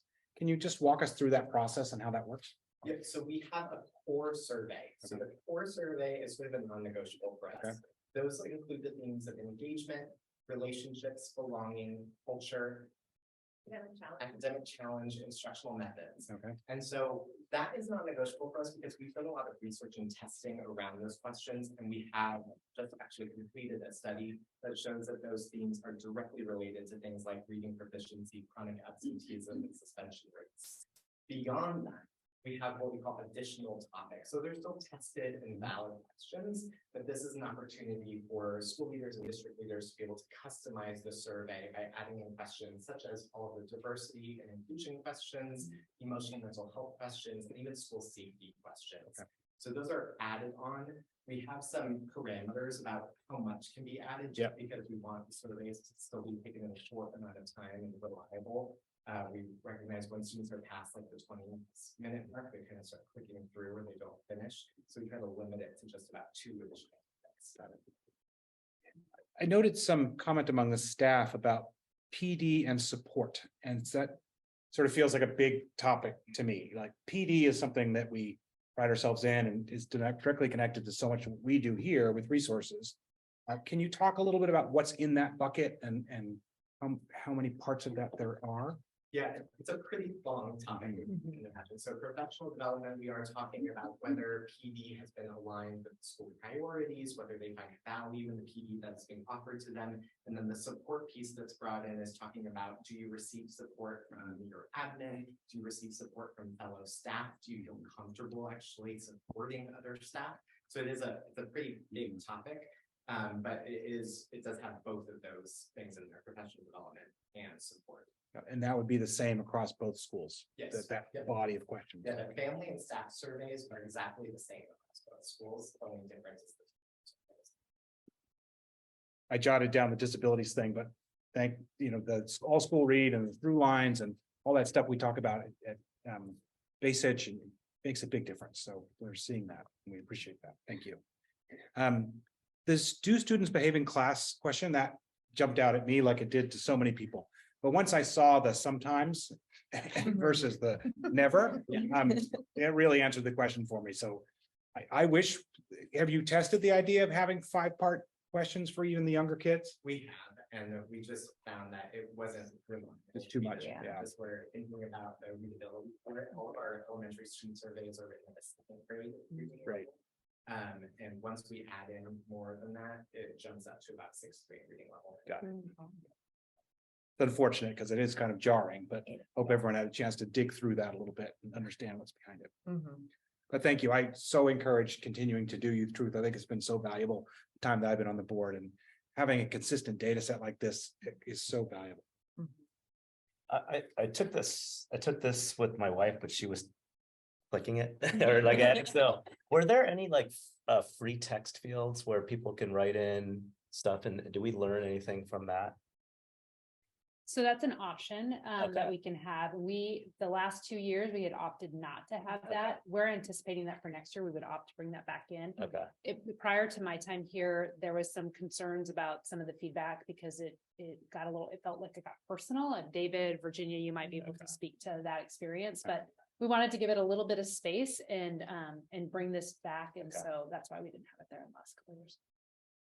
I'd actually asked the same question because I answered it as a middle school parent, right? And when it talks about your relationship with teachers, well, it's like you have 7 teachers, right? And so it's a really hard question to answer. So you just sort of average it out, I guess. I had 2 other quick questions, which is you mentioned there was sort of a nationwide drop on certain things in middle school. And is our drop parallel to that? You know, because I didn't really see a comparison on that. Yeah, we haven't done the research Okay. on that yet, so I can't say for sure. Anecdotally, I would say yes, it is Okay. pretty parallel with the sort of the level of drop that we're seeing for students. It is, yeah, it's just something that we are also Same. trying to figure out. And Mhm. there's a lot of school leaders about why this might be. I have a question on that topic for you, Yeah. too, Jimmy.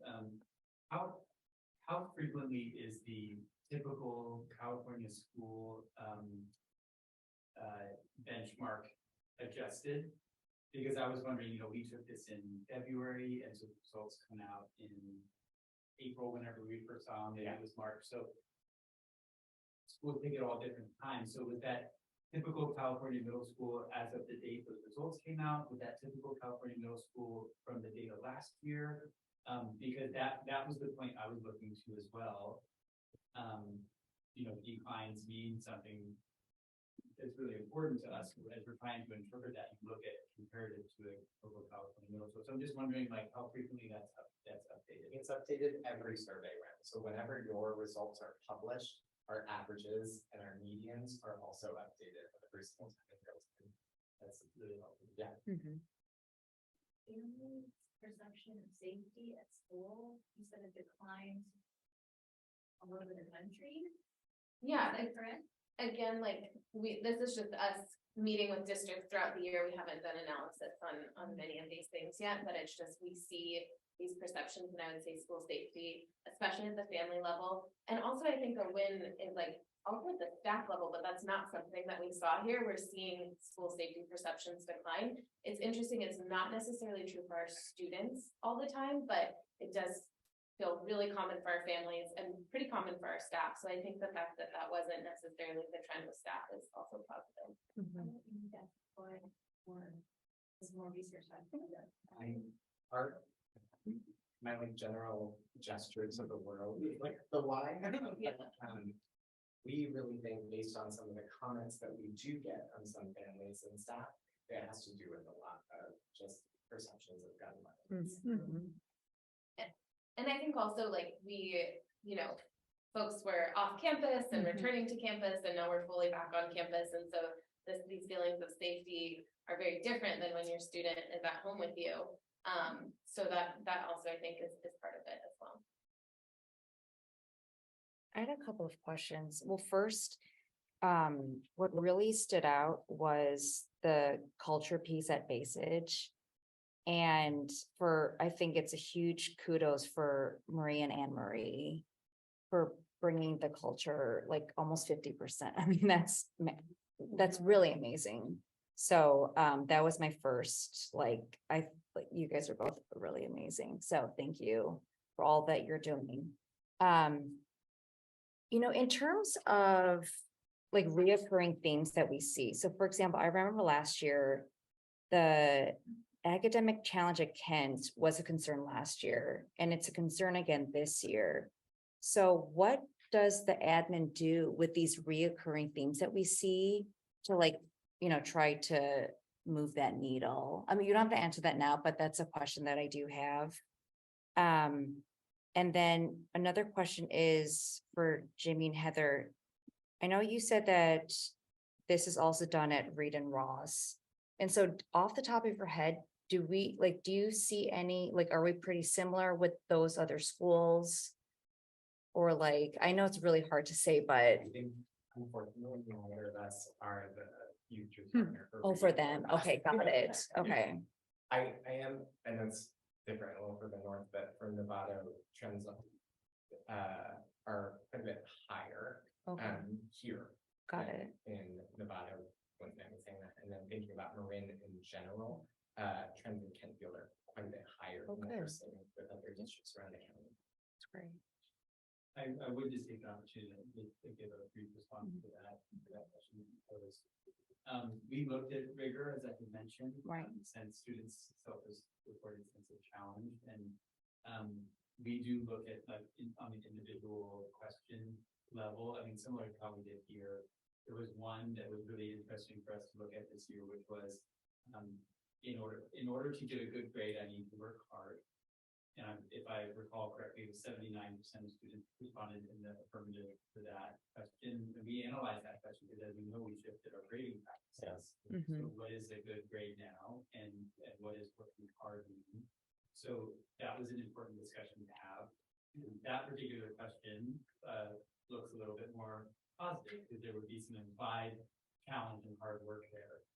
But then this challenge question, we also looked at to say, that is a concern. So a few things that, first of all, we have to have open conversations with the faculty about this, which we have, because that's where the planning for instruction and the actual like modification and adaptation of instruction to meet individual student needs happens day to day in the classroom. We're also looking at ways to have more consistent feedback loops, because we give this survey in February, we get the results. And by the time we're looking at it, it feels like now we're talking about next year. I want to ask kids in October what challenge looks like in classes and be able to give that feedback to teachers. And so we're looking at pulling some focus groups of students in various leadership positions.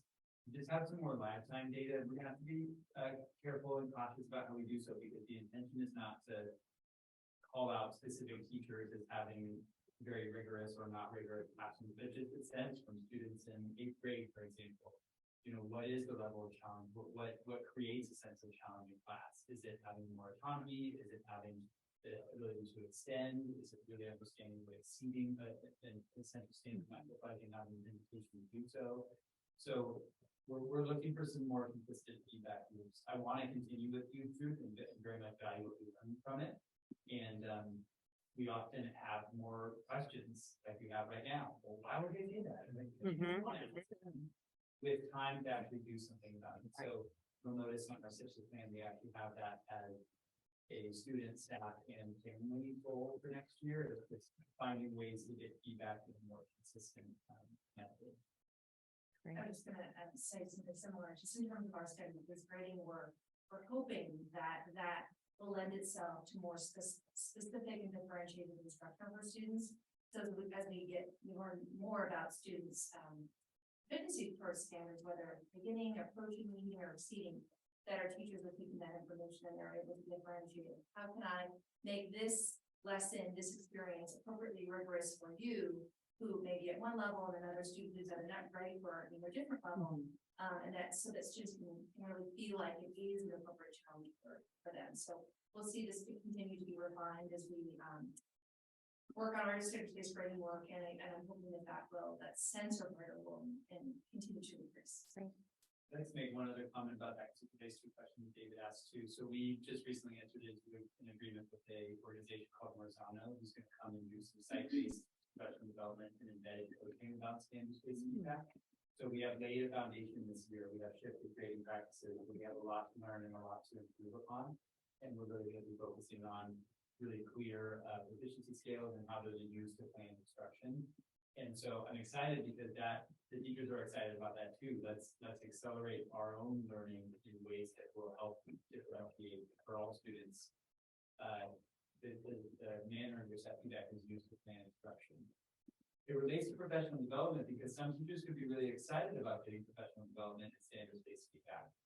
But oftentimes in education, teachers respond positively to professional development when they choose it. And we've been a few years in a time in which we have some big initiatives that we're identifying like professional development we're offering and when.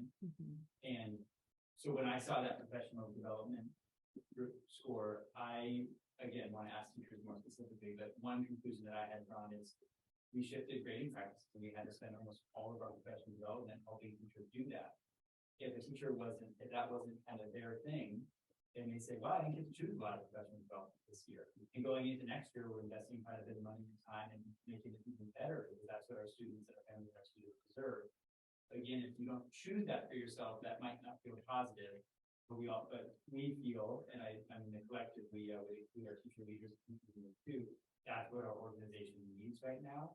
And eventually we'll get to a time where perhaps there's a little bit more of a choice-based option. So again, we can't draw conclusions from that data, but that was a narrative that made sense with regards to that piece of.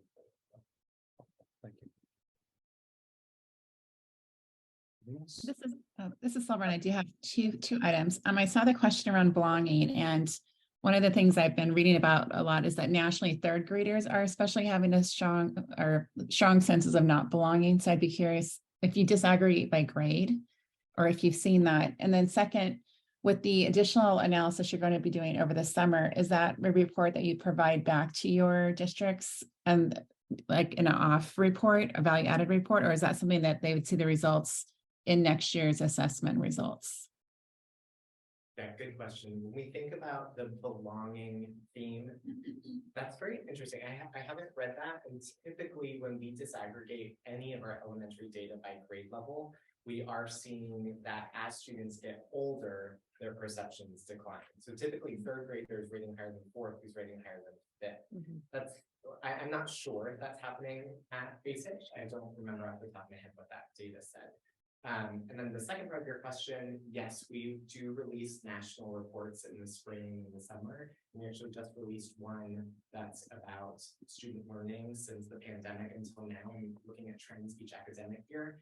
This came out today, today. And so that will be available, and we're sending out sort of a blast to all of our partners with that information, and it will be on the website. Okay, thank you. I had a question about safety. So the overall safety was kind of clumped together for parents, I'm assuming. Is there a way for us to determine whether it was bullying that they were thinking was happening or whether it was an outside threat? Because those are two very different things too. Yeah, there are specific questions in the safety theme about bullying, Right. Violence, as well. There's a third question in there. I think it would just be a general, like About the learning environment. for students who are in the environment at the same time. But there are specific bullying and violence questions in the family survey. So then what you showed, was that taking all that and putting it together, or was that just one question? It was taking it all together. So when we do those theme level data, that's looking at sort of a combination of all of the questions within that. Thank you. I think that goes to like our professional development and focus, we have focused so much this year on social emotional learning and encourage trauma and practices, and it's high on the list and then it's set for next year, and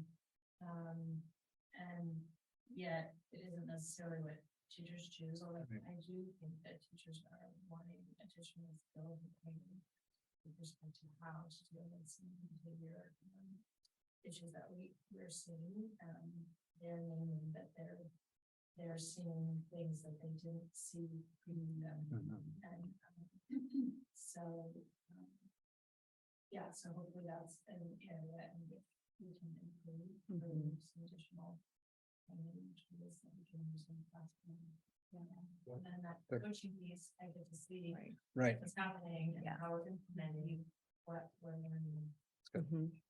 One thing I would add to that is just, it's so valuable that you all do student, family, and staff, because we intentionally have questions that are almost identical across those surveys, so that you can see our perceptions of our students actually aligning with perceptions of our family and staff. More often than not, they are not. And so it could be also really valuable to look at those student perceptions of safety, broadcast that out to your families, and like let them know if your students are feeling safe. Of course, their perceptions, family members are also valuable, but it's just important for folks to get a good understanding of the entire picture. Anything else? No, just super appreciative. Super helpful. Thank you. Thank you so much. Great. Thank you. Yeah. Thank you.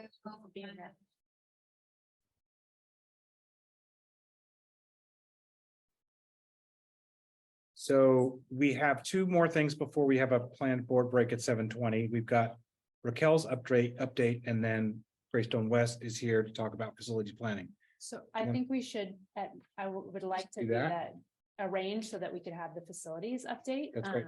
Because Damien's been here since the start of our meeting. Yeah, I noticed. So I really want to Really wanted to do that, and we can take a break right after. And then we'll have you just after. Yeah, Perfect.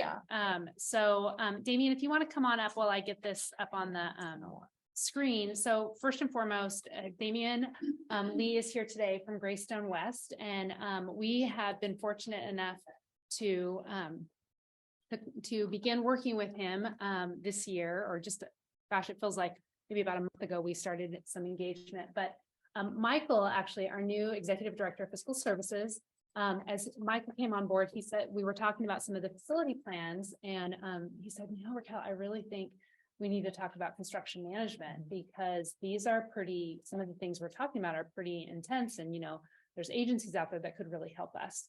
And so Todd Lee, Damien's father, actually used to do some work with the County Office of Education through Greystone. And I do remember Damien coming to at least one meeting when I was still at the county office.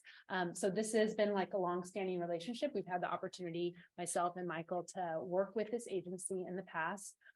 This is not uncommon for school districts to use construction management companies for the bond project. The Kent Folk School District used a Counterpoint Construction as their construction management company to help with that process. And so knowing that we've had some transition and new leadership in our district office, we just thought it would be best to have the expertise from a construction management company. And so Damien's here today to talk a little bit about how we're planning to kind of move forward related to facilities. And I just want to remind folks that facilities is under our goal number 3 of our LCAP and our strategic plan, and it aligns with fiscal solvency.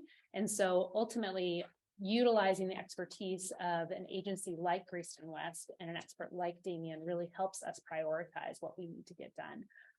And so KSD is prioritizing projects around security and safety, right? So right off of the Youth Truth survey, we just want to name that that's something that as a system, we're going to be prioritizing before we start talking about just kind of aesthetic and beautification, but really around what are the things that we need to put in place related to safety and security. And so the project Damien will speak to that you guys have as an action item later on. He'll mention some of the key pieces that he's already started with us, but also what I really am hoping he'll share as well is around the facility needs analysis that he's going to be doing with our team. So with that said, Damien, thank you so much for your patience and for being here this evening. We really appreciate your time. Good evening.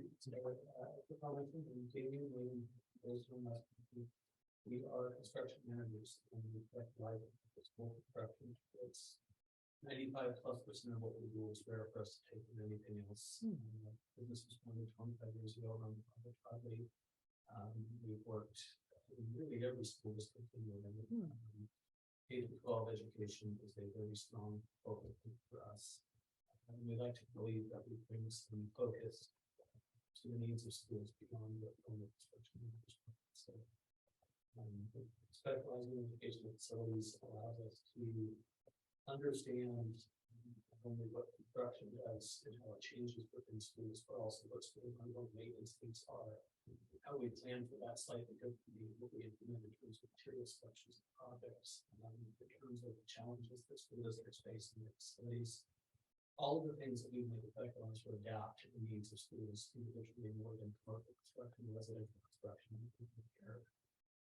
So currently we have a staff of 25, and that's gone up and down 2 times over the years, but very low turnover. Our average tenure, average staff tenure is 10 years. So very low turnover. We have a strong team that we work with, and a number of folks within the industry that have come out of the general contractor side. So we have a deep understanding of the design principles that are challenging on the contractor side, and how best to minimize the impacts of that. With that, we'll continue on to some more specific requirements of so we jump into the Kentfield fencing project here first, I guess is what we're looking at. The project has gone into DSI. We're actually will tomorrow. We're expecting an over-the-counter review to be stamped out on the 17th. So the Division of State Architect is the state agency that governs construction in schools. We're looking at installing some new fencing for security purposes that matches your existing installation on campus. That's going to be using the same aesthetics that the current installation that I put out here along with that being out there. There will be 4 gates included in that to allow egress from the classrooms as well. Roughly 20 feet in total. One of the items that Raquel has mentioned already that is also on the agenda this evening is a California Environmental Quality Act filing. And that is a prerequisite that we typically recommend for anything in terms of school construction. CEQA as an overall requires that public agencies consider the implications of what construction projects might do. In other words, will they have an impact on neighboring views, will they have an impact on the environment, will they affect drainage and grading, or all of the other things that might consider the environmental impact. In this particular case, the project qualifies for a notice of exemption because there will be no impact, it's just additional fencing matching the existing installation of campus. So that's one of the things that you will see here coming up on the agenda. Beyond that, one of the things that we're going to be working on moving forward is a school facilities need analysis. And with that, we go through your sites on a very high level to determine what the needs are. In general, most of the schools in the state were built between 1950 and 1970. Their demographic response to the baby boom.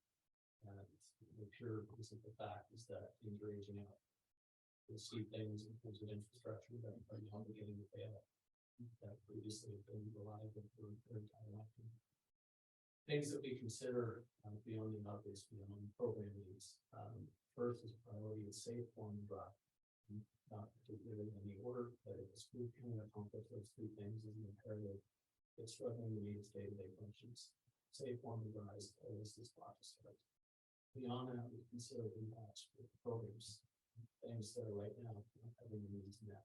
So, for example, like the gymnasium, it's too small for most all of your PE programs.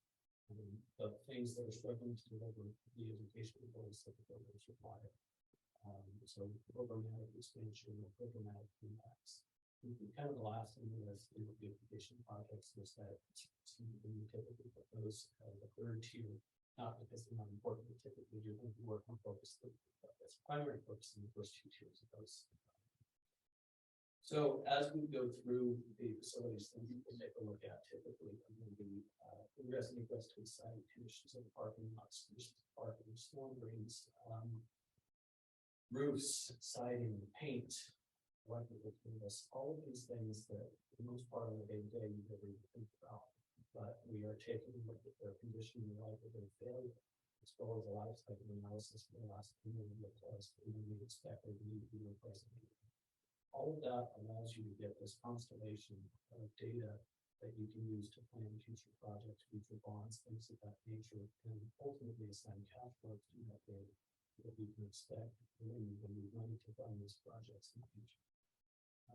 So as a facilities needs analysis, we compare as PowerPoint presentation that goes through the photos to document all of the different things that we found in this process. And we're implementing that for future.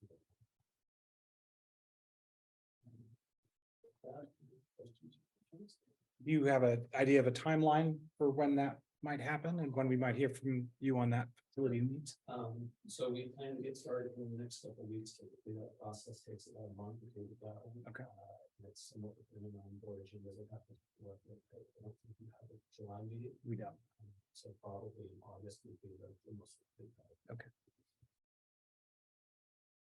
And then Damien, do you also consider the deferred maintenance, the maintenance list that we already have from a couple of years ago? Okay, and you like you just look at everything, okay? And a big step for us as well, something that kind of escapes the obvious. We can take a look at everything that we see. The challenge is that we may not see everything. Sometimes you've got a quad that really floods with things real heavy. Sometimes you've got an intermittent HVAC issue. And so we try to talk to the staff as well to determine, what their major concerns of the site are. And your maintenance staff is certainly a big part of that. And what are the things that we're struggling with over and over again that are causing issues with them. The goal is to reduce the amount of effort and resources and ultimately make this needs of the district to the best of our ability by planning and construction. noticed generators on the list there, very timely. Yeah, so the Damien said to me, I don't know if we've talked a lot, but at one point he said safe, warm, dry. And I said, wait, what? Say that again. He said safe, warm, dry. And I just I look at Wendy, I take a spat. That's right. And it was a day where people did not feel safe, did not feel warm, and some weren't not dry. And we were here at school. And so after that day, we began some discussions related to industrial generators and began some like very preliminary work related to researching that. And then, we began engaging in conversation. And so that is something that I've asked Damien to help prioritize. We actually have a walkthrough happening with some agencies we've been in conversation with on May 15th. Although right when we brought Damien in, he said, well, Raquel, there's a couple similar to DSA. There's some, agencies that we have to get prior approval from. And so this will be a process. And so I of course, I'm like, no, it has to happen tomorrow. Right. So it's one of our big priorities. That's, something that's on the more immediacy, similar to the fencing at middle school, but there are some barriers and red tape that we will have to go through first. So. Understood. Yeah. Great. Well, having gone through the bond project, I'm a huge fan of the services you provide because I saw them in action when we did our bond and I know what a difference they can make. So I'm, for one, super glad to see you here. I'm glad you made the decision or we worked together to make that happen. Yeah, that's huge. That's huge. So any other questions or wonderings you all have? Okay. So Damien, thank you so much Thank for you being so here. Thank you, Really Damien. appreciate your Really helps. Thanks. Support. Thanks. Okay. Have a great night. Okay, so So we'll take a break for till the half hour, sure. Sorry, I'm trying to. 7 minutes. Sure.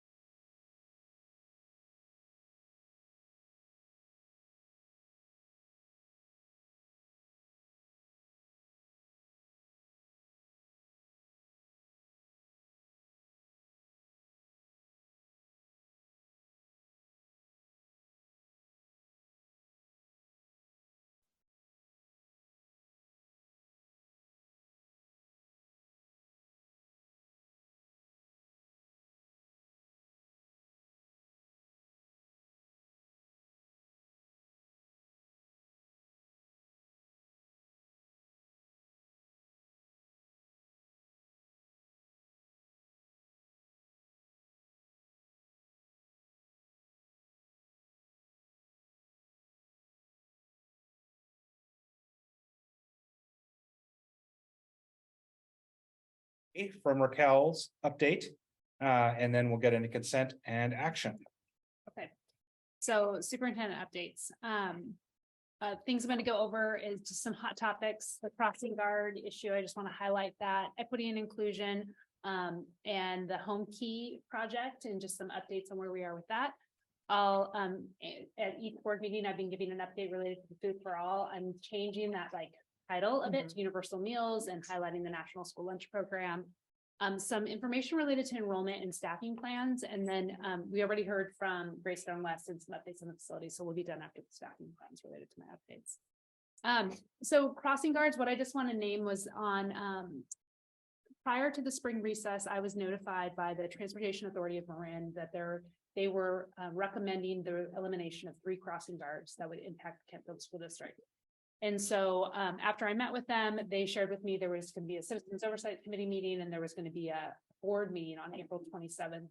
And I shared that, this was quite concerning because it was a safety, this was compromising the safety of our students getting to and from school, because it was one of the main modalities in which our children get to school.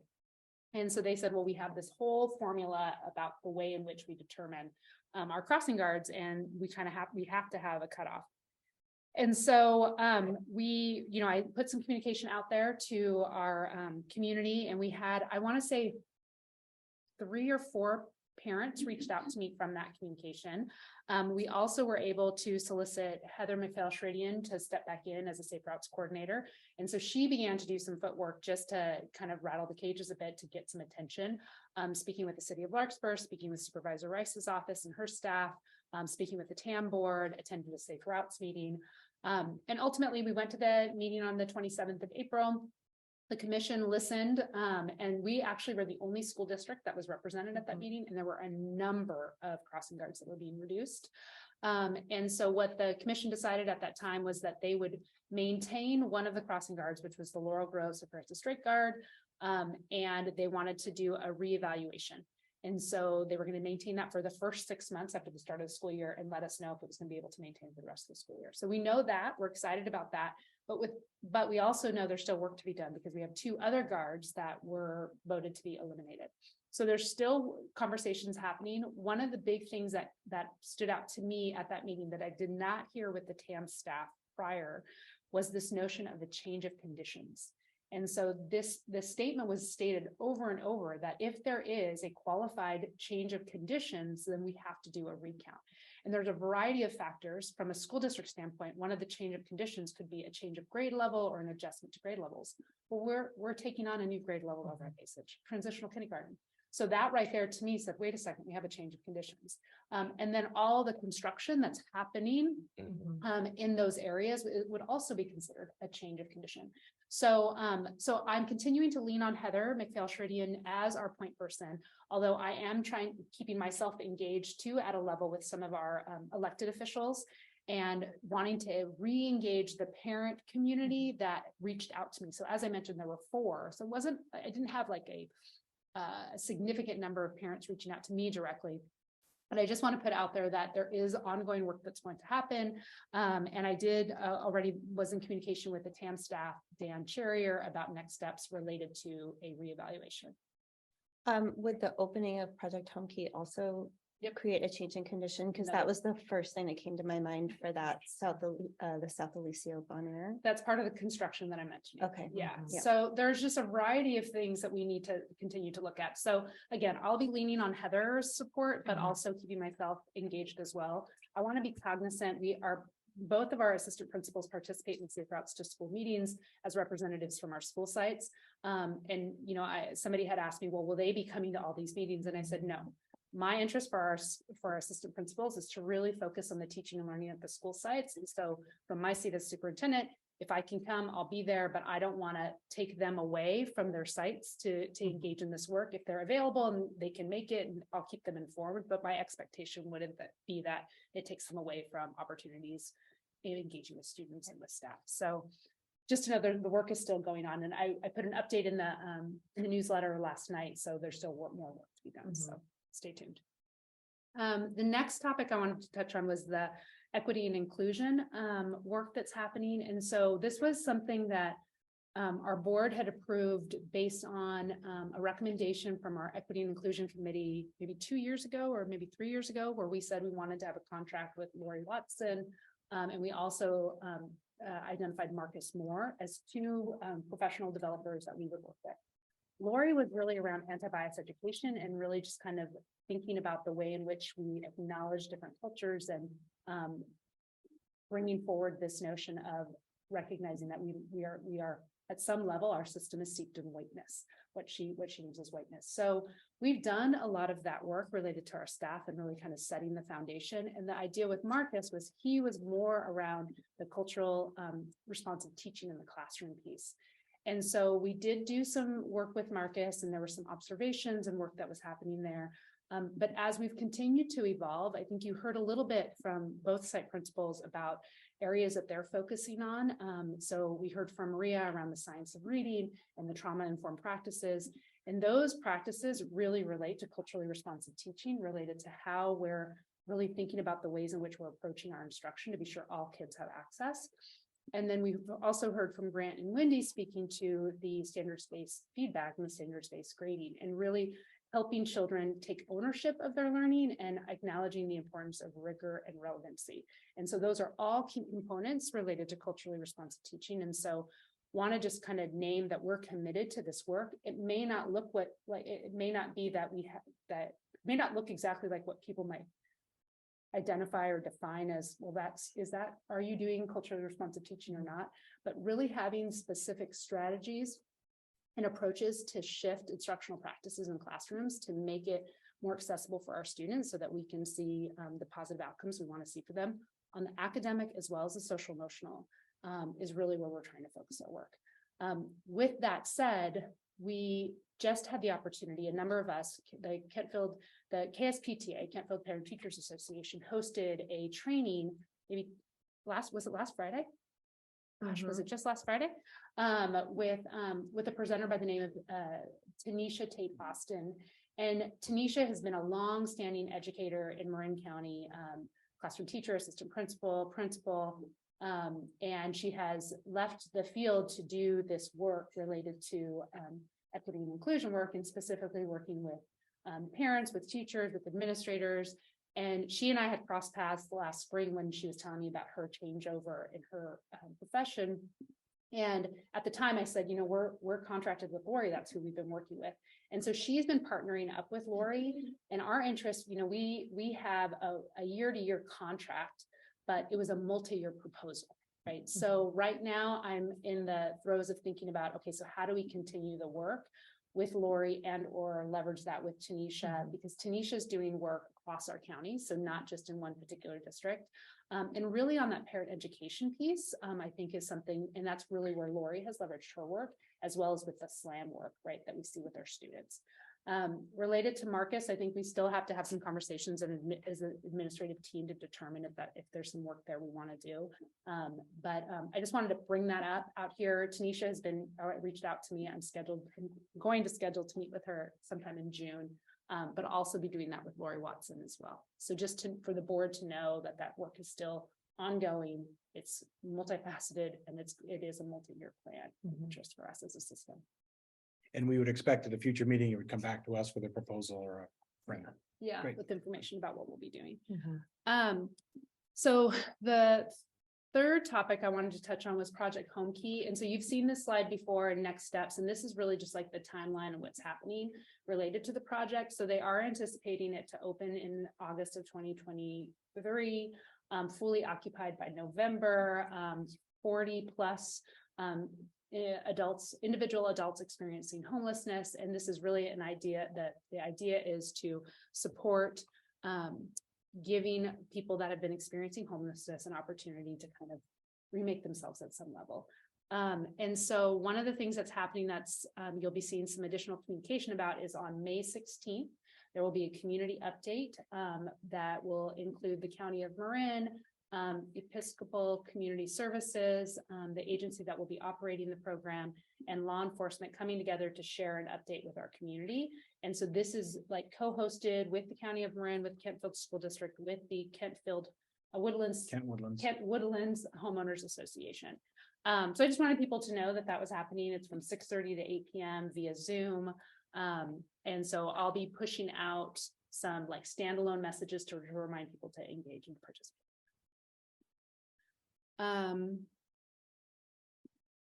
And then the last thing I wanted to touch on was enrollment and staffing. So the last time we were together, which was like the first week of April, I think, for our regular board meeting. I missed a slide, so I apologize. Let me go back. Yeah, I want to do this first. Is the Universal Meals Program. So I'm starting to like change the visual on this because I want people to realize there's a shift happening. We had our last task force meeting with some community members, students, staff, maybe 2 weeks ago. I think it was the first Monday in May. And we talked a bit about the Universal Meals Program and going with the National School Lunch Program, and explained that really this was the fiscally responsible thing for us to do. And it also aligned with what other local districts were doing in our community. So in terms of what we're seeing related to program participation rate, it's pretty flat. We see peaks and valleys, highs and lows related to kids accessing the lunch program. We've recently seen quite a few extra meals over at Basage, but working with Anne Marie and Edith in our office to try to figure that out so that we're not spending money that we don't need to. So I think that that's getting addressed. Donations continue to vary. We're not getting a whole lot of donations. I'll have Michael and I can get a financial update on that before the end of the school year. But so we're just pretty steady related to the food program participation. The National School Lunch Program, so I believe it will be next week that the Read Board will review the interagency agreement. They have to approve it first, and I'm not anticipating there to be a problem there, but they'll consider approval. And then that basically will say that we are partnering with Read as well as Ross School. So it's going to be the three of us working together. They will be our school food authority. And then from there, I'll be able to provide you all with what that interagency agreement looks like. Ultimately, they are the umbrella and we are underneath them. And so we have to follow the compliance regulations related to how we access the reimbursables. The big thing that we need to be focusing on is really around operations and communication. So what are we sharing with our community related to the shifts that are happening, and looking at how we're going to be operating differently.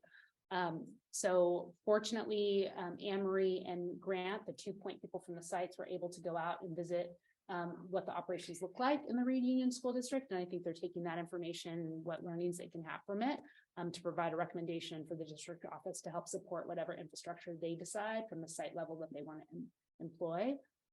We also are anticipating hiring 2 part-time staff members that would be for each school site to help operate the program. We think that we would be able to get reimbursed at a level that we would be able to pay for those positions. We have not yet advertised for them. I'm struggling with the timing because we actually don't need them till next fall. Mm-hmm. But at the same time, in my head, I'm thinking, well, there is some planning that could happen now. They could also go out and see what's happening at Reed, because whatever we want to do is we want to set ourselves up for as much success as possible. And we had talked about a potential pilot in just like anecdotal information that I'm hearing from the sites. It doesn't sound like this is the right time to do a pilot, mainly because the kids have gone through so much transition, but really a good time for planning purposes. And so that's, I think, what their focus is on right now. And then I'm really excited that Basage will be bringing back the parent volunteers for the lunch program in particular to help in that area, which will hopefully reignite that engagement for parents being on the school site. Kent has maintained the parent volunteers, and I think that's ebbed and flowed during the course of the year. But just having parents on campus, I think, adds a different flavor for kids' behaviors, and also just the relationship that we get to have with our parent community. So we're just moving forward. I wanted you all to know where we're at. I'm excited about launching the program. I think the biggest thing is going to be the vendor. And I would need to hear the confirmation from Reed. I'm not anticipating them to change their vendor. And we would follow suit with the same vendor as them. And their vendor is Lunch Masters. Mm-hmm. There is feedback out there that Lunch Masters isn't the greatest food vendor. And so we'll go through that process. But the reality is, again, going back to what's fiscally responsible for us, what meets the requirements that we need to related to a food service program. And if we can set ourselves up to be as successful as possible, that would be great. Okay, so enrollment. So I changed up this slide just a tad. We are in May, which is crazy. I can't believe we're here. But what I thought was really important for you all to know about is, so when you look at the bigger table that shows year over year trends, we don't really have any changes related to current year and our enrollments, right? So we're staying pretty steady. So what we're really looking at is projected enrollments. And we're really trying to track the students that are enrolling in TK, transitional kindergarten, and kindergarten. So last month, when I was in front of you, we had 16 students enrolled in transitional kindergarten. And so now we're at 28. So that's pretty significant. We're projecting 40. And so for kindergarten, last time I was in front of you, we had 57 enrolled. And so now we're at 95 fully enrolled, but yet you see right underneath, it says 10 names in process. So that means that we have 10 names of kids that are in process of enrolling. So that's trending us to potentially be at 105. Right. So it's just important to be watching those numbers because that impacts our staffing. And later tonight, you will see there is a resolution related to the final reduction of staffing. So I've been in ongoing communication with Maria about what that looks like and what it means for Vasage. And then the other table, which is a new table that I wanted to highlight tonight, or that I created tonight to offer something a little bit different, is related to our projected enrollment shifts that we're anticipating for next school year. So under Basage, the numbers you see there are our current kindergartners through 3rd grade, right? And for Kent, it's our current 4th graders through 7th grade, because those will be the students that those schools will be serving next school year. So for Basage, we have been notified. You heard Maria mention she put a survey out to her families. 14 families would be leaving for a variety of reasons. Out of the area. Doesn't represent 14 families. Or 14 students. I apologize. Thank you for saying that. 14 students would be leaving, and for a variety of reasons. But at the same time, 7 are enrolling, right? So you have a variance of about 7.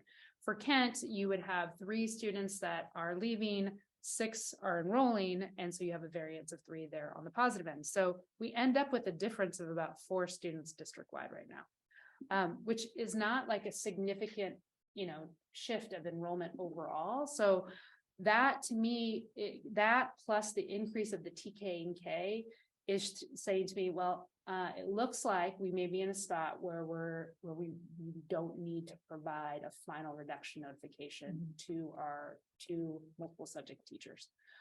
Because you take that in alignment with people that have made a decision to either retire or to resign because of relocation or whatever it might be.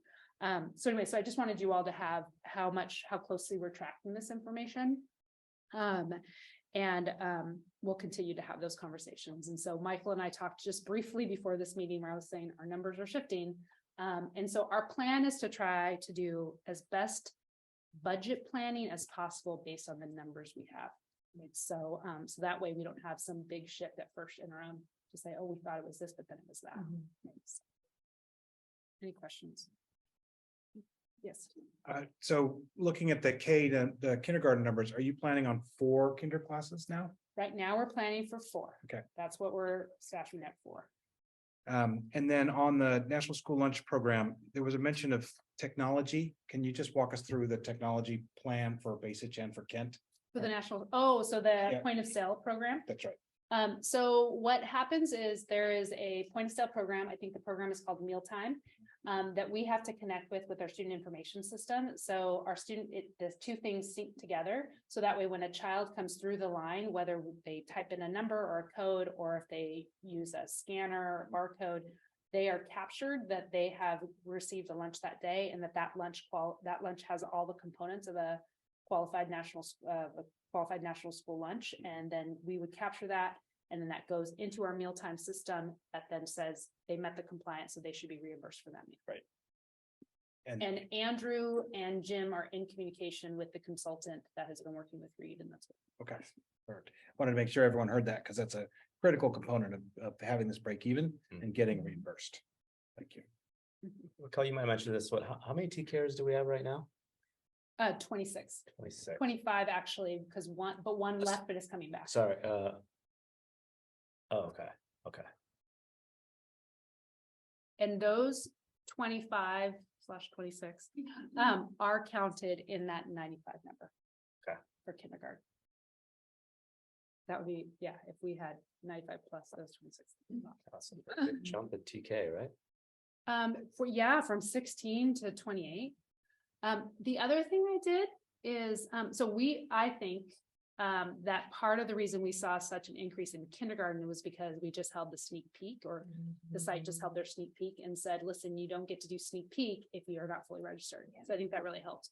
So I had asked Jim Bolby, who's our data coordinator, if he could pull through Aries when kids registered and the new students, like what their time frame, like what the data look like related to their registration. And so what we see is you see a peak in February, early March, which is when we open registration, and then it just like flattens out, and then it peaks again at late April, early May, which is right around sneak peak. So it's just good for us to know that, because I was like, gosh, we need to know what that trend is. And I keep all these documents for myself now. So keeping that trend, so it makes sense. I mean, but then it just starts to flatten out again. We don't see a significant trend in the summertime, but we just have to be mindful that there could be. We could have an anomaly year, but. So. Other questions? Okay. So I think that's it for reports.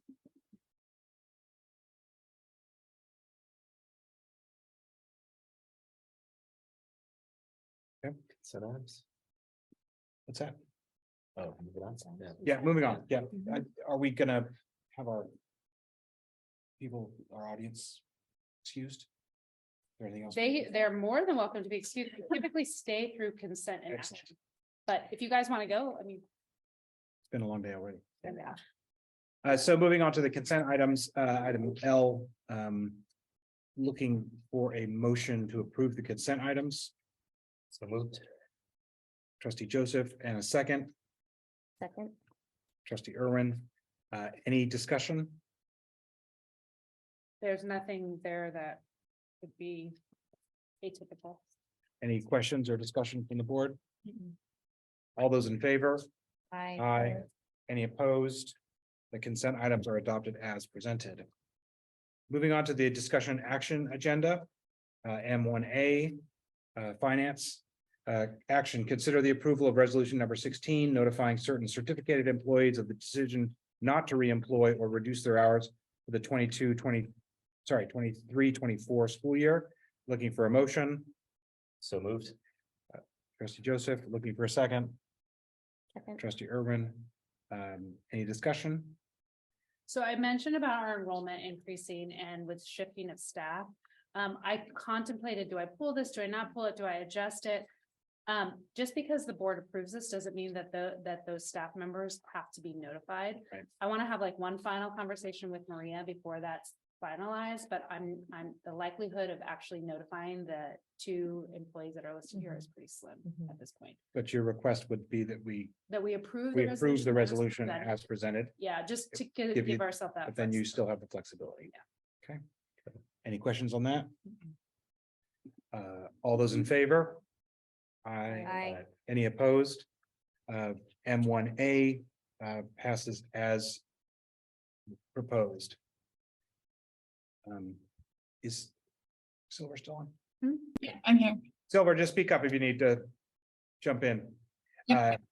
M1B, action, consider the approval of resolution 17, notifying certain classified employees of the decision not to reemploy or reduce their hours for 23-24 school year. Looking for a motion. So moved. Trustee Joseph, looking for a second. Second. Trustee Irwin, any discussion? No, I mean, all that's listed here, I think is appropriate to move forward. All these people that might be impacted by this have been notified. It's really around positions that we anticipated they were temporary in nature, or they're being eliminated because they're no longer necessary due to the students that may have been attached to them. Any other questions? All those in favor? Aye. Any opposed? M1B, resolution number 17 is approved as presented. M2A, review and approve the revision to board bylaw 9123, clerk, second reading. Looking for a motion. So moved. Trustee Joseph looking for a second, Second. trustee Irwin. Any discussion? No changes from the No changes. last. No changes? All those in favor? Aye. Any opposed? Revision to board bylaw 9123 is approved as presented. M2B. Review and approve California School Board Association CSBA revision of board policy 4030, non-discrimination in employment, set for a second reading. Looking for a motion. So moved. Trustee Joseph looking for a second. Second. Trustee Irwin, any discussion? Any questions? All those in favor? Aye. Aye. Any opposed? CSBA revision of board policy 4030, non-discrimination in employment is accepted as proposed. Item C, review and approve CSBA revision of board policy 6173, education for homeless children on a second reading. Looking for a motion. So moved. Trustee Joseph looking for a second. Second. Trustee Irwin, any discussion? So the one thing I do want to point out here is at our last meeting, when this Mhm. board policy and the administrative regulation were brought forward, one of the comments was around just the title and using the language homeless children versus a child experiencing homelessness. And the reason we left that for the title in particular is because that's a little bit out of our control related to it being, it's a board policy that's titled not by our entity. Right. And so if we start to change those titles, it brings other complications forward. So we just want to be mindful of that. Understood. And the only other place we would have left that language, homeless children versus children experiencing homeless, is if it was attached to a particular definition. Right. That's out of education code. So we just wanted to maintain those. Because we didn't feel we had the authority. Makes sense. Any questions or points of discussion? All those in favor? Aye. Any opposed? Revision to board policy 6173 is adopted as proposed. Review and approve CSBA revision of AR 6173, education for homeless children, second reading. Looking for a motion. So moved. Trustee Joseph looking for a second. Second. Trustee Irwin, any comments on this? This is, of course, the administrative regulation tied to the other board policy. Any questions? Oh, sorry, I was looking at the wrong one. Sorry. All those in favor? Aye. Any opposed? Revision to AR 6173 is approved as written. Action item E, review and approve the revision to board policy 3100, budget, first reading. Looking for a motion. So moved. Trustee Joseph looking for a second. Second. Trustee Irwin, any discussion?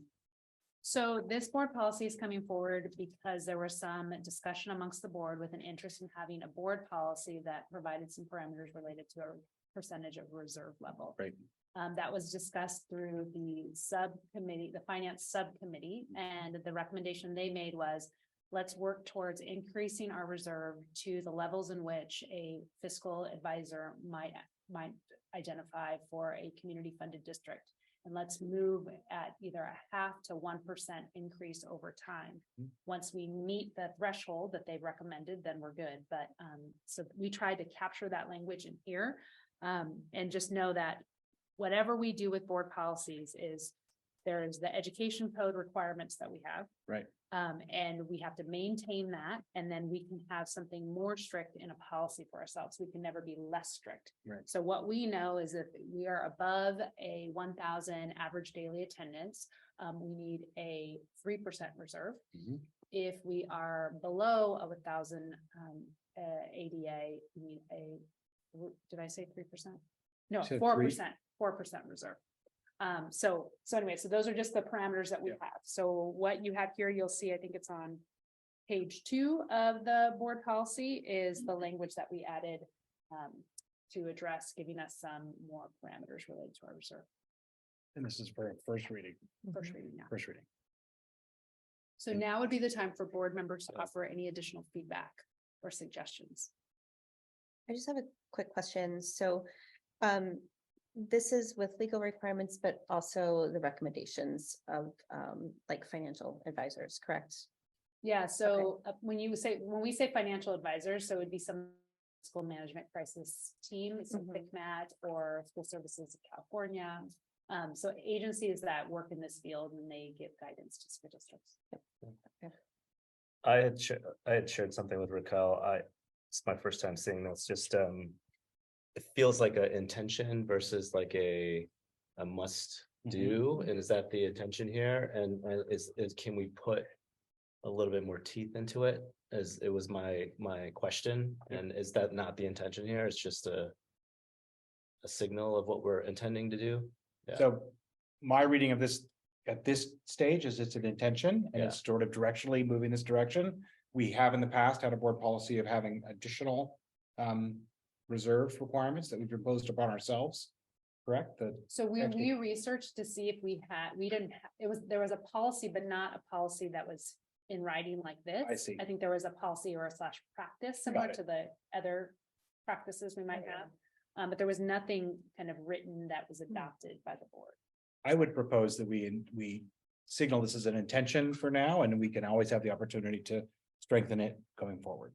Okay. I guess I would have some concerns, if it is like a must do, we might be painting ourselves into a corner in certain years where we might need the funds for something versus increasing, let's just say we're at another COVID year, right? God forbid that ever happens again. Didn't mean to jinx us, but I think it gives us a little bit of flexibility when absolutely needed. Mhm. That's my thought. Okay. But otherwise, something that we adhere to unless it's. We intend to. In case of emergency. And just make sure I understand Yeah. this, when we hit the level of the 3% and 4% that go below that, then we intend to go up 0.5%. Am I reading, am I understanding that correctly? We're gonna Sorry. go up the 0.5% until we get to that level that third-party observers of public school financing recommend, which is that 17 to 22. Ah, Yeah. okay. And I feel- that- I feel, That three, okay, that three to okay. four. Okay. four- Okay. I was Yeah. like, wait a minute. Okay. It was what the Okay. financial advisor is, Yeah. not just the legal That's- requirements. Yeah, that's right. Yeah. And Okay. so the reason we didn't put 17 to 22 in the policy is because that was the recent Change. recommendation. It could change, right? And Yeah, it could change in okay. real time. So we just have to say Okay. what is the most recent recommendation we've received? Right, And that's, if that's the number, then we know that's what we're. Okay. Yeah. That answers my question. Okay. Okay. Any other points of comment? All those in favor of this revision to board policy 3100 on budget for first reading? Aye. Any opposed? This revision of board policy 3100 budget for first reading is adopted as written. Review and approve the revision to administrative regulation 3541.1 transportation for school related trips for a first reading. Looking for a motion. So moved. Trustee Joseph looking for a second. Second. Trustee Irwin. Any discussion? So this will be a pretty significant change. Mhm. And so I just want to name that up front and also name that the intention behind it isn't to put up additional barriers for engagement with our parent and guardians. It's really to continue to protect our students to the best of our ability and align with what's required of us by law. So one of the things that in talking with legal counsel is, and this specifically around the transportation for field trips, is we use parent drivers. And so right now we receive the insurance and from the parents and a sign off that, they're gonna follow the rules per se. But what we don't have are any kind of DMV background checks and or any kind of fingerprinting, and they're alone in a car with a group of children. And so in talking with legal counsel, it was highly advised that we have people fingerprinted in today's day and age. So this isn't uncommon that's happening. And so we also recognize that that might be more challenging for people. And so wanting to think about ways that we as a system can set things up for people to get fingerprinted like at the start of the school year, and it's going to be the communication piece that's going to need to go out there sooner rather than later, so people know about this shift in policy, so that they can proactively, whether they think at any time while your child is attending the Kent School District, because once they're fingerprinted, they're clear. The DMV record, would it be something that you would have to do? I would anticipate on an annual or every other year type of basis. But for the fingerprinting piece, I would say that once it's done, it's done. Will we get flagged if something did come up on somebody who's previously been fingerprinted or had a, let's say, had a DUI? Yeah, so right now we have, I'm trying to think what they're called. So I'm one of them. So I receive a report from the Department of Justice. And that says if somebody has some kind of record or something has happened. So we get the notification that's very confidential. So it's myself and one other person in our office that receives that information. I look at whatever the violation was, and I have to be sure that it's not a violation in which they're not allowed to be around children. And so anytime we have people on our campuses, so like construction workers, all of those people are to be fingerprinted. They are then under the guise of whoever the point person is. So we don't have all that information, but that point person that they respond to. So like just recently when we were working with Lathrop Construction, all those people had to be fingerprinted, and their point person that we were in contact with had affirmed for us they're all cleared. Same thing with our food vendors, right? Those people are all fingerprinted, but it should all be under the food vendor, and then they clear with us. So we get that information, and I've had situations where there would be an individual that we have fingerprinted as a system, and there's a hit. Something happened over the weekend or during the week or whatever it was, and I receive it and I see, and so I have to check with legal. Is this a violation in which they can't be with whatever their job aligns them to be? And if it doesn't, then I just let it be. It's not my place to get in the middle of whatever comes forward. But yes, we do see it, and I've seen since I've been. Raquel, what comment I have is just, are we at all worried that less people will volunteer if they have to go through all this stuff and like a shortage of like parent volunteers? Because personally, I'd kind of be like, that's like this one step I won't, I'd rather just say, you know what, someone else can do that. And are we at all worried about that? Yeah, I mean, I am worried about it. And so, you know, this is not something that was done like a recommendation that was brought forward lightly. It was really talking with legal counsel. We talked in the policy committee about why we would do this, specifically on the field trips, right? So that's different than the volunteer one that we'll talk about in a minute. And so, you know, this is where the board can discuss and suggest something different if that's the route. And I think I'm okay with background checks. Mhm. And I think in this case, it's typically parents, right? So we know who the person is, and just like why the extra layer of security with the fingerprint, I guess is my question. Yeah. So I just go to the place of they're alone with kids without another person supervising. And that kind of aligns with what you'll hear me say around the volunteer one as well. Okay. So again, you know, the board can decide no. We've been doing it. I would want to double check with legal about it, because I feel like at some level we really are required to, and I don't know why we haven't, because I know that in talking to legal, we're required to, or if we have a volunteer with children without fingerprinting, we're out of compliance. Yeah, I would love to just, you know, put it out, and I talked about this with Raquel, but just making it as easy as possible for parents to do this and giving multiple opportunities throughout the year. And maybe I know that you can go over to COM and get fingerprinted, even if it's not through the school. So like just making this as easy as possible and flexible for parents to be able to do it. Even if it's not at the beginning of the year, let's say you want to go on one of the field trips, and, having that opportunity and a very clear process on instructions on how to get it done. We piloted it this year. And so over at Basage, very much a pilot. And so we had somebody at the district office come and roll fingerprints. And people just signed up through Sign Up Genius, and it happened really fast. So I think if we kind of do some of those where we bring somebody in at a spot where people know they can drop in and get fingerprinted and just get it done. Or at events. And there wasn't Or events. much pushback on that. PTA events or kick events, Nobody was Right. targeted. No. targeted. People self-selecting to do it. Okay. just to make it, Hey, one last one that's unrelated Access. on here as I went through this, the part around smoking, can we add in vaping into that?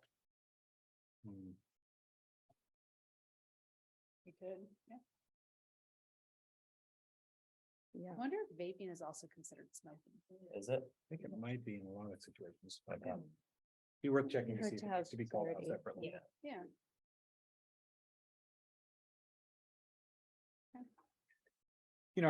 I would be careful with anything that stands in the way of the building community and getting the parents back on campus and engage with our students. But if this is common practice and sounds like it might even be a legal, some sort of requirement that we're falling short on, I think it's certainly something to consider. These are parents that are already providing copies of their driver's license and so on and so forth to go on to do the field trips.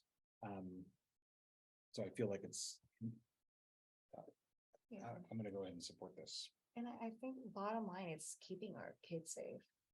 I mean, that's like, to me, that's the bottom line. And so I think I know, I get it. Like, it's another step for people. People are really busy. But I do think it's just so important because you just never know. Now, you never know nowadays with people, so. Well, yeah, we, in Kentfield, and I know it's not, and it's, but any volunteers that we had for like the after school sports with the middle school, all those people are fingerprinted. CYO, all those people have to be fingerprinted, and there's in Kentfield, there's a ton. Yeah. So it's, it's an extra step and it feels like a burden, but if we can do whatever we can to lessen that burden by having people here, say these are the drop-in hours, so we're planning the back to school office hour windows that we'll have somebody, so we have to just make those proactive steps, if you will. This is a new question, so sorry about that, but as I'm looking at this, I see there, you talked about the smoking provision, but I don't see anything for like drugs, alcohol, like a certain amount of time since you've had your last, I don't know, is it 12 hours, is there something in there that's a guideline or? Yeah, the way I was thinking about it was like drinking and driving is illegal. Right? So like Yeah. it shouldn't like, I don't necessarily know if we have to like override that, but this like, I don't know. yeah, It's, to a certain limit. yeah, that's right. Legal. Well, it's one of the things, So, it's one of the benefits of having this for a first reading now, we can bring it back and get some of those questions answered. Okay.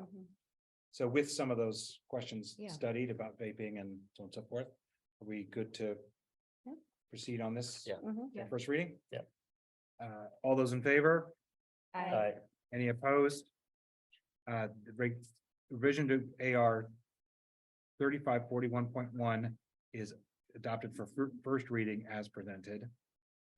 Review and approve revision Or as presented with.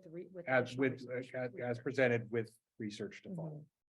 Review and approve revision to board policy 1240 volunteer assistance for the first reading. Looking for a motion. So moved. Trustee Joseph looking for a second. Second. Trustee Irwin, discussion. So this similar to the last one. Now this one, the difference here is volunteers that are working independently with students. So if we have a volunteer that wants to run some special project, a poetry class, that's great, love that. But if they are going to be alone with children out of the sight of a regular staff, whether that be an administrator or certificated or classified, they should be fingerprinted if they're alone in a space with the students. So like a lunch volunteer does not need to be No, fingerprinted. if you come to volunteer to Yeah. do mystery reader, no. Yeah. If you come to do small groups in centers in the classroom, no. If you come to volunteer in the library at lunchtime and there's a paraprofessional in there also, no, right? There's somebody else in there. But if you come to volunteer to do a garden project and only you and the students in the garden, yes. Okay. And is that common across the county, other It's districts? another one of those ones where when I talked with legal said, he actually advised that we did it for all volunteers. I was like, no, you're pushing it. Okay. Like, that just would be just too challenging, I think. So, so he said, at minimum, if they're alone with children. Any other points on this one? All those in favor? Aye. Aye. Any opposed? Revision to board policy 1240 volunteer assistance for a first reading is approved as presented. Consider the approval of interdistrict transfer request from Larkspur, Port Madera into Kentfield School District for 22-23 school year. Looking for a motion. So moved. Trustee Joseph looking for a second. Second. Trustee Irwin. Discussion? So this is a current third grade student. They just want to finish out the year. And they are planning to enroll in their new residence school in the fall. So we have them in our count as somebody that's leaving us already for next school year. typical practice has been to approve these to finish out the year, and I would recommend that we stay with that. Any discussion?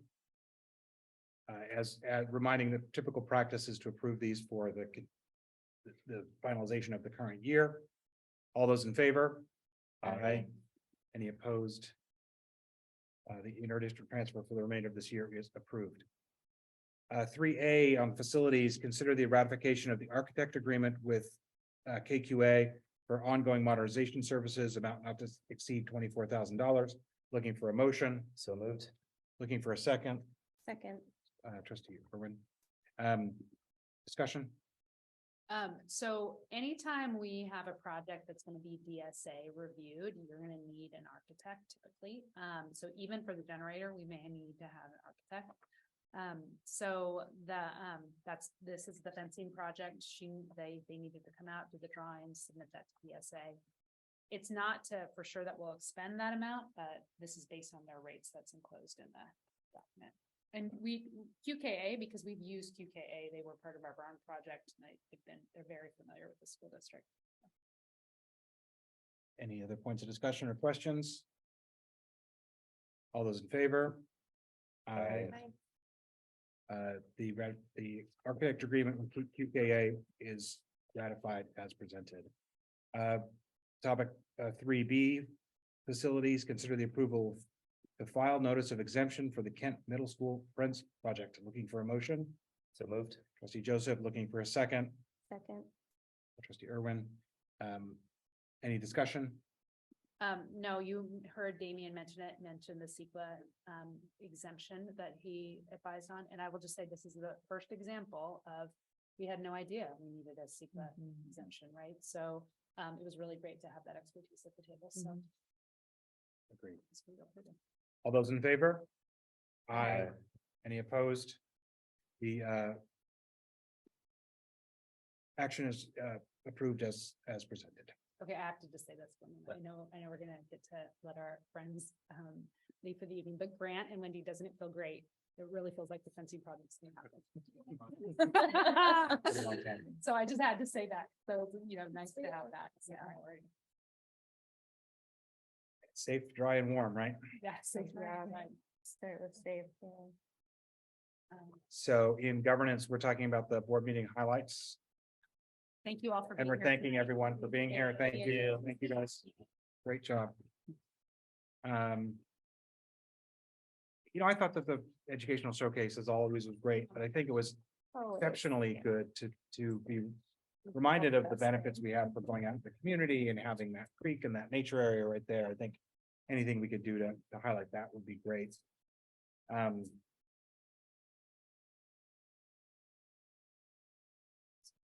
Got one. Yep. Noah's update. That's Noah's wild. update. Yeah, that like, was exciting. Lot great of, support lot of from the money community raised. From That's Kick amazing. and the auction and the fund of need, which was great. Must have been the costume theme. People got into it. Mhm. It was, Exactly. yeah, you were there. I saw your web. Yeah, it was, the costumes were really cool. I thought And- the Oh, youth truth, youth right? group, The I was gonna say presentation. that was a lot of positive It really was. information. Yeah. There are some areas clearly, but a lot of positive there. I think especially basics from last year to this year, we should I look at that and, celebrate the administration. And then I that we think the have in through line place, thing, right? and the all school read with the impact on the perception of people with Yeah, I disabilities. feel like we really need to make sure Rebecca Dillon hears that specifically, so. Yeah, so I would say that. As a third, anything else that in close contention for a highlight? I'm excited about the facilities, but No, me too. Yeah. we can have Really a. happy You and me about the both. That can be next fence, time. Not everyone's excited. It's just excited about our 100 feet of linear fence. Future agenda items. Well, so what happens next for folks to just know, May 30th is our next board meeting. That meeting won't be like a typical board meeting. It's still considered a regular board meeting, but we won't have reports from KSBTA or KIC. I don't even know if we have the site updates, because they will update in June. This board meeting is mainly focused on the public hearings related to the LCAP and the budget. any other like hot things that are happening right now. So, so that's really what this meeting will be focused on. We'll also be celebrating our retirees. So it'll I don't know if this has been typical, Yep. but since my time, we do that out in the quad area here. And so I've already begun, talking with Mary Snell, who is in the days that Beth isn't, to help support kind of just what that's going to look like for our retirees. So we have a handful of folks that we get to honor.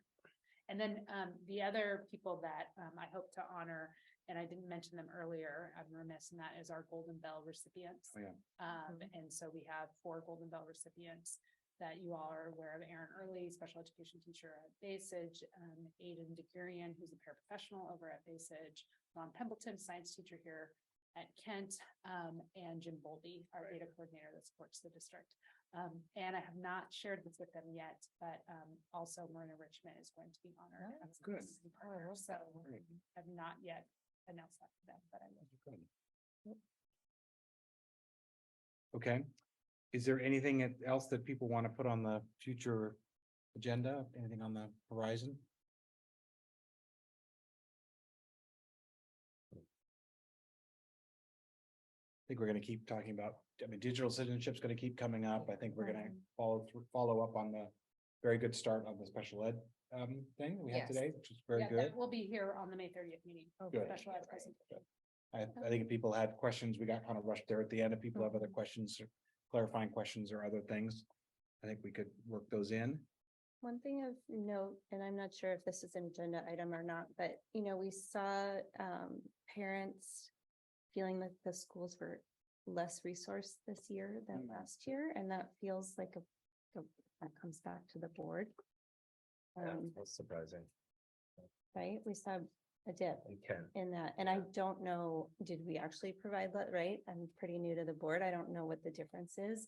Was it our messaging about finance, like what, what is it that's making parents feel that? Anyway, that was something I wanted to bring up as a point of discussion. Yeah, it seems a little odd to me because I feel like there's quite a bit that we provide, like from like, there's the general stuff that we're required to provide: instructional materials, access to the curriculum, access to the textbooks. But like they have we do the library, like they have the theater, the musical theater program, like Yeah. we have the after school extramural, the athletics, we've got Right. all the clubs at lunchtime, so it's surprising. One of the, It is their perception. yeah, no, I that's wonder if true. there's any more detail in the questions, because maybe it's one of those ones that got rolled up. So I can do Anyway, some we're- follow up on we're- that. So it was families, It was Yeah, families, perception right? of resources Kent. at Kent. Yeah. Yeah.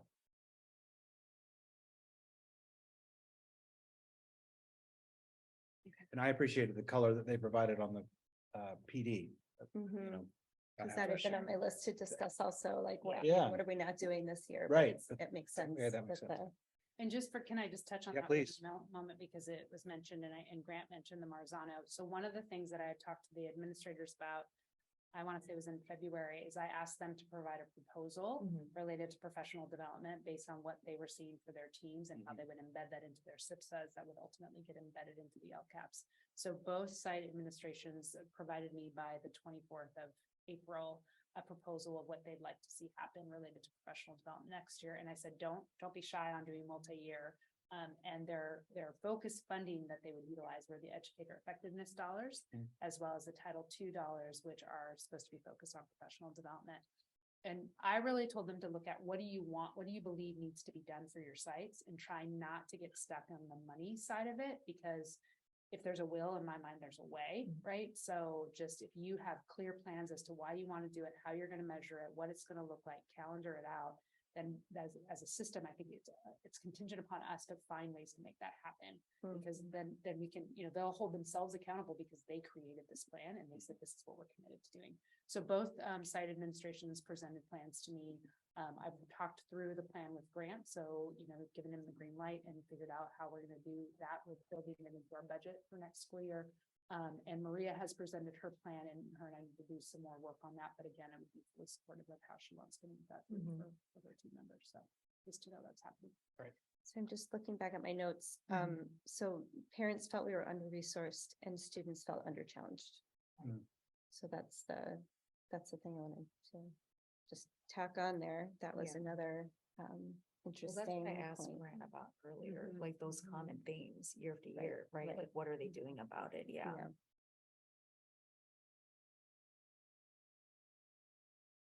Okay. Anything else on future agenda items? Moving on to meeting location, modality and access. Yeah, so one of the things that's been brought up is tonight we're in the library. We had first grade present to us. There was plenty of space. I did have the opportunity to speak with Grant about the use of the library on a regular basis for our regular board meetings. Super excited about that. Thought it was a great idea. Did not feel like it interrupted with the use that they needed the library for. They could do whatever workarounds needed to happen. So moving forward, having us have regular board meetings here in this library, special workshops or special meetings could happen at in the conference room over at the district office. If there was an education showcase where they wanted us to go to their classrooms or something, we would adjust accordingly, but for the most part, meetings would be held here. So just wanted to put that out there, see if there's any questions or concerns related to that. Yeah, I think it sounds awesome. I'm excited. So the other item that has come up is related to modality and access related, regarding Zoom access. So there's new legislation that's come out, and one of the pieces, what it speaks to is when board, how boards should work related to having a Zoom option available to their public.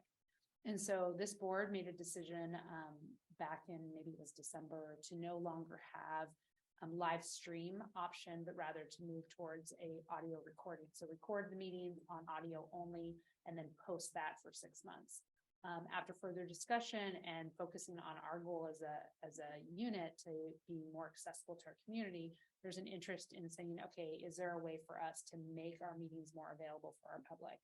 And so one of the legislation speaks to, if there's a board member that is unable to be present, that board member can participate via Zoom, as long as we had notification within the Brown Act time limit. So we know we have a board member today who is unable to be here present. And so that board member, we have to post the address in which they are located, and then they can join us and they can participate into this board meeting. That doesn't mean, if we decide as a practice that we're going to have that board member participate, that doesn't force us to have the public participate. We can say our practice is, we're going to have Zoom live available on an audio format for our public, but we are not going to have the back and forth with the public. If somebody wants to come for public comment, they may come to a board meeting and present at the board meeting. But even if a board member is not able to join us, and we're able to officially put it on our agenda, and we have them participate actively, it does not mean that we have to allow our public to participate actively.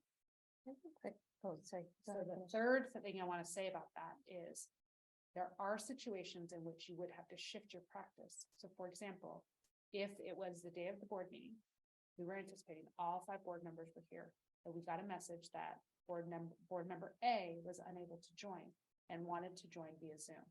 If we allowed that board member to join in an emergency situation via Zoom and let them participate actively, we would then have to let the public participate actively. Okay. So that's the scenario in which we would not want to get into that, active discourse back and forth. So just putting that out there, and I looked to Beth because she helped with doing some of the research related to this, so that the board was fully aware of what the way in which we can proceed. So I think that answers my question, which is like, what if on Monday I test positive for COVID, or I have a terribly sore throat and I'm like, geez, I don't know if I should be around, I've got norovirus, anyway.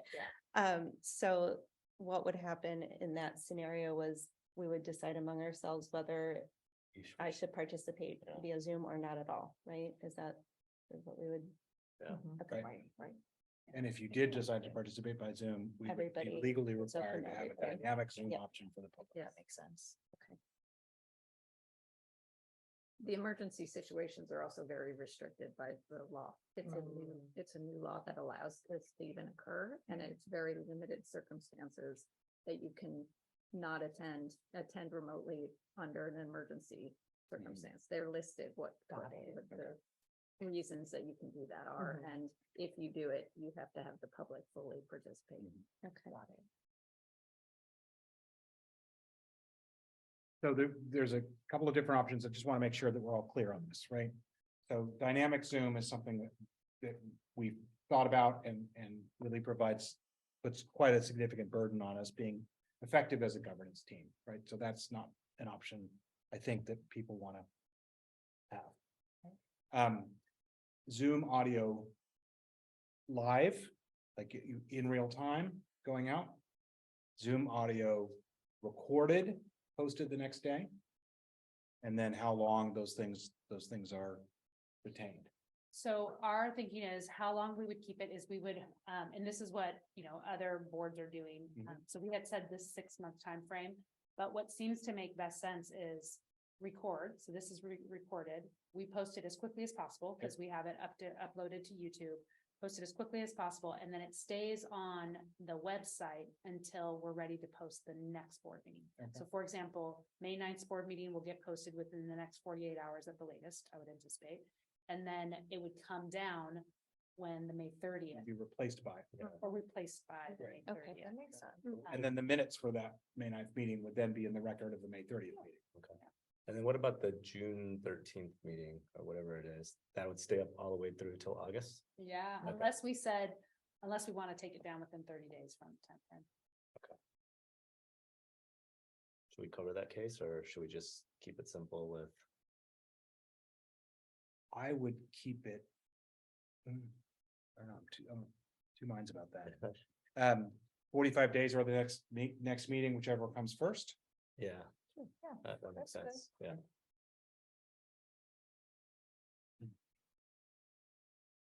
Yeah. The fact is, just because we take it down doesn't mean somebody can't request it anyway, right? Yeah. We're not trying to restrict the access, so.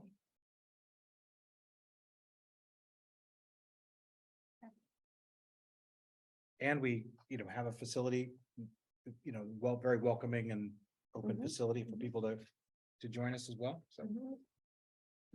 And we don't have some of the widespread nature of some of our other neighboring districts that have distance challenges. Is there anything else you need from us on that? Reports from the trustees. I don't have a report that's been. Okay. Do you have anything coming up that you know about? I will reach out to Third and TK, especially with all the end of the year stuff going on, good. and see if there's, Stuff to try. something to, Perfect. Committees? Anything else? So technology committee did not meet. Andrew wanted to delay while he was getting a plan together for next year, and that might be partially waiting for the kick event, kind of understanding, what might be available from that. I also think like the power outage stuff, Yeah. because that also falls under his purview. So that one did not happen. We did have the communications meeting. And I'm trying to think of what Equity and inclusion. the equity, yeah. Equity and inclusion, which was a really great final meeting for the year. I was really impressed with what we had sort of 4 subgroups on different topics, and the actions, brought forward were ranged from maybe way in the future, pie in the sky, but a lot of them were fairly easy to implement or already being implemented. I loved having the students participate. That was huge. I mean, it made such a difference in what the recommendations ended up being. That's great. Benny? I have nothing to report from the 5th and 6th grade, but I did go to a lot of meetings. Went to my first finance committee meeting. I thought it was very, very different than my other meetings because it involved the community, and the community is quite active. I found in that meeting. A lot of good questions. I thought the one that that we talked a little bit about today as well is just, understanding our, we can almost project kick if we look at it by grade level, and how to how to look at that going forward. So I thought it was my first one. But it was really good to see the community involvement. Also at LCAP, the team's done a great job. We're like near the end of that process. I think Raquel kicked off this, I think a really good push on how do we simplify our message into something that's graphical in nature that our families can understand and they see often. And so I don't exactly know where that's going to land, but I thought it was a really good push because it's complicated. If you read all the text, it's like, how do you get to the core of it in one picture? So I think that was a great push. We talked about the kick event. I thought it was fantastic. Good times. Drank too much, but it got me to spend more money. So I went to a Project Homekey update with Raquel and David, and actually learned a couple of new things in that. I think the biggest one was that there's going to be this community safety ambassador, I think was what they were calling them, that ECS was going to pay for a year, and this person's going to basically be on property For a year. for a year. I heard a year. Sorry. No, you're right. Okay, yeah. You're right. Okay, Well, 3 months is something else. yeah, Oh, okay. yeah, and then that's the different like the CHP, our sheriff.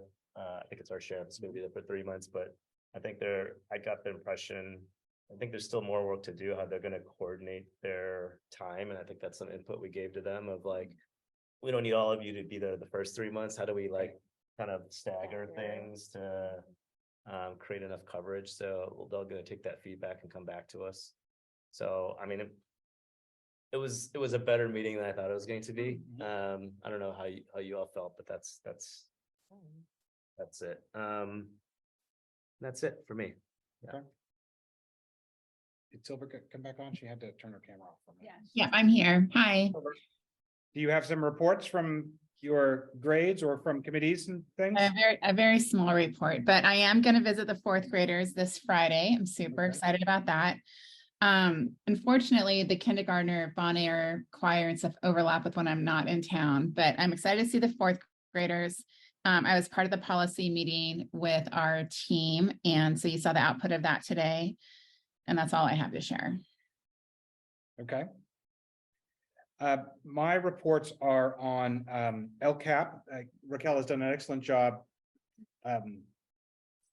making that document, which is sort of the bane of my existence, more approachable and digestible and so on and so forth. Also, it's great to see consistency between the LCAP and the school site plans. I think that's amazing. That's something that I've never seen and makes it so much more relevant, I think. So I really appreciate that. The finance committee meeting was very good and very dynamic. There's a lot of involvement there, which is great to see. You know, the finance situation is a little bit frustrating because even when we're talking about something, we know it's already outdated, and we're always saying, oh, we'll wait till the next one, and then it'll be updated to the point that it's not. But that, you know, that's the nature of school finance. So I think people are getting used to that pattern. I have JLAC tomorrow to hear from the Sacramento people. So if I learn anything great, I'll circulate some notes. We do have the community action group advisory group meeting. Well, actually, the community update of the Homekey project, May 16th, and I encourage people to be aware of that and raise the awareness of it to people who you know are interested in that topic and to learn more about it. To Benny's point, there are some important things that have happened. We advocated for a proactive public safety presence for a pilot period of 2 years with robust data collection and reporting and so on and so forth. And we didn't get everything we wanted. Quite honestly, we didn't get much in that way, but we did get a few important things. Benny focused on the community ambassador, who's the ECS person who'll be 1 FTE, 8 hours a day, 5 days a week, between the front door and the edge of the property line. Okay, so outward facing, which is important for the public safety questions. Local law enforcement is committed to 2 or 3 extra appearances per week around that area and the schools and so on and so forth for a 3-month period. We have some questions as to when does that 3-month period run? The facility be opening in September, but it'll take 90, but it'll be populated over 90 days. So is that the 3 months? Or does the 3 months start after that?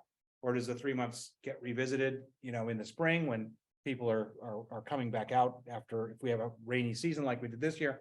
So there's still some questions that we have. But we did get a commitment to formulate and support a quarterly update group that Katie Rice's office, Nancy Vernon and Katie Rice's office is going to support. And we have asked for some metrics and some data and things to be collected out of that. So there are going to continue to be opportunities.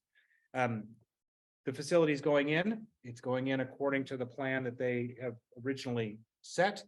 And now's our opportunity to make sure it's as successful as possible and really welcome these people to our community and make it a successful part of our community. So that's what I'm going to continue to work on. I did attend remotely the Transportation Authority of Marin meeting on the crosswalk issue. To Raquel's credit and to the involvement of our community, we had maybe 12 or 15 people spoke from our community. They spoke with passion about a variety of topics. Some of our parents brought up issues of equity, which I thought, no one else was really talking about. And I thought that was a testament to our community being aware of these issues. I was made aware of the process that they used to rank the 167 crosswalk locations that they assess across Marin. They only have funding for 97 of them in their mind. So the way that they do their math, you get down to number 97 and then you have a red line and people below that aren't funded because they're not being prioritized. So Laurel Grove was very close. It was 98 or 99 or something, right? Some of the other ones that were being talked about for reasons, good or bad, were much, much further down the list. 132, 134, something like that. So I think while our process could be refined in situations like that to make sure that all of the crosswalks or all of the issues that face our community have become addressed, I think then in this situation there, the reality of the numbers was what it was. And I know that Raquel and mostly Heather are going to continue to work very hard on this. So I think that's at least in good hands in terms of effort. And that's it for me. Annie, did you have something to add? I think everything got covered. So no. I wrote a letter to Tam, but I didn't realize I thought we couldn't. I saw your letter. And so, It was attached. oh, it was, It was, okay. yes, I thought we yes. weren't gonna be allowed to speak if we weren't there in person, so I didn't read it out loud, because I'd already sent it, and then I did reach out to a bunch of other parents, and I know a bunch of letters went in, Yeah. so. Yeah, it was really good. Yeah. Made a difference. It did. Okay, pertinent dates.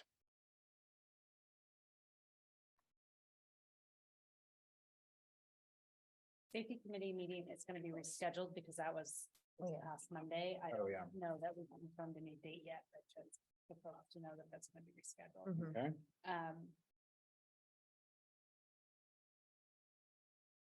And then the 15th, the LCAP strategic plan, I've actually converted that into what I'm calling a study session, where I'm going to have the goals and the actions and services that where we've landed in a draft format up for people of the public, staff, or parents to come and just ask questions and give some clarification and see if there's any additional feedback that they want to provide. So it's more of like an open session. And so members of that committee they're welcome to come, but they don't have to.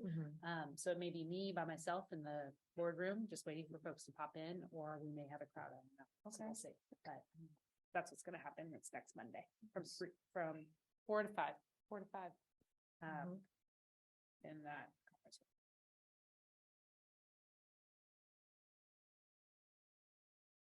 Anything else on dates? I'm reminded of the May 20th event at Yes, it's on the calendar. Bon Air. Was there a doodle poll about when people are going to be around? There was, so this is the Historical Society celebration at Bon Air. We will be, Kentfield School District will have a table. Beth has done some coordination to support getting our risers there so we can have the fourth graders perform, as you heard about tonight, which is a real highlight of the event. And so I'm super excited this will be the first time the district's represented. I've asked board members if they're interested to come for an hour and just sit at the table. If not, no worries, I'll be there at the time. I've also, I believe, I invited our site administration if any of them want to pop by. But I don't want to make it mandatory for anyone. It's a short period of time. It'll go by fast. It'll be fun. I'm super excited. So that's May 20th at Bon Air, 11 to 2. Yes. And then May 16th is the MP. Home key The Zoom Zoom. call, 6:30 to 8.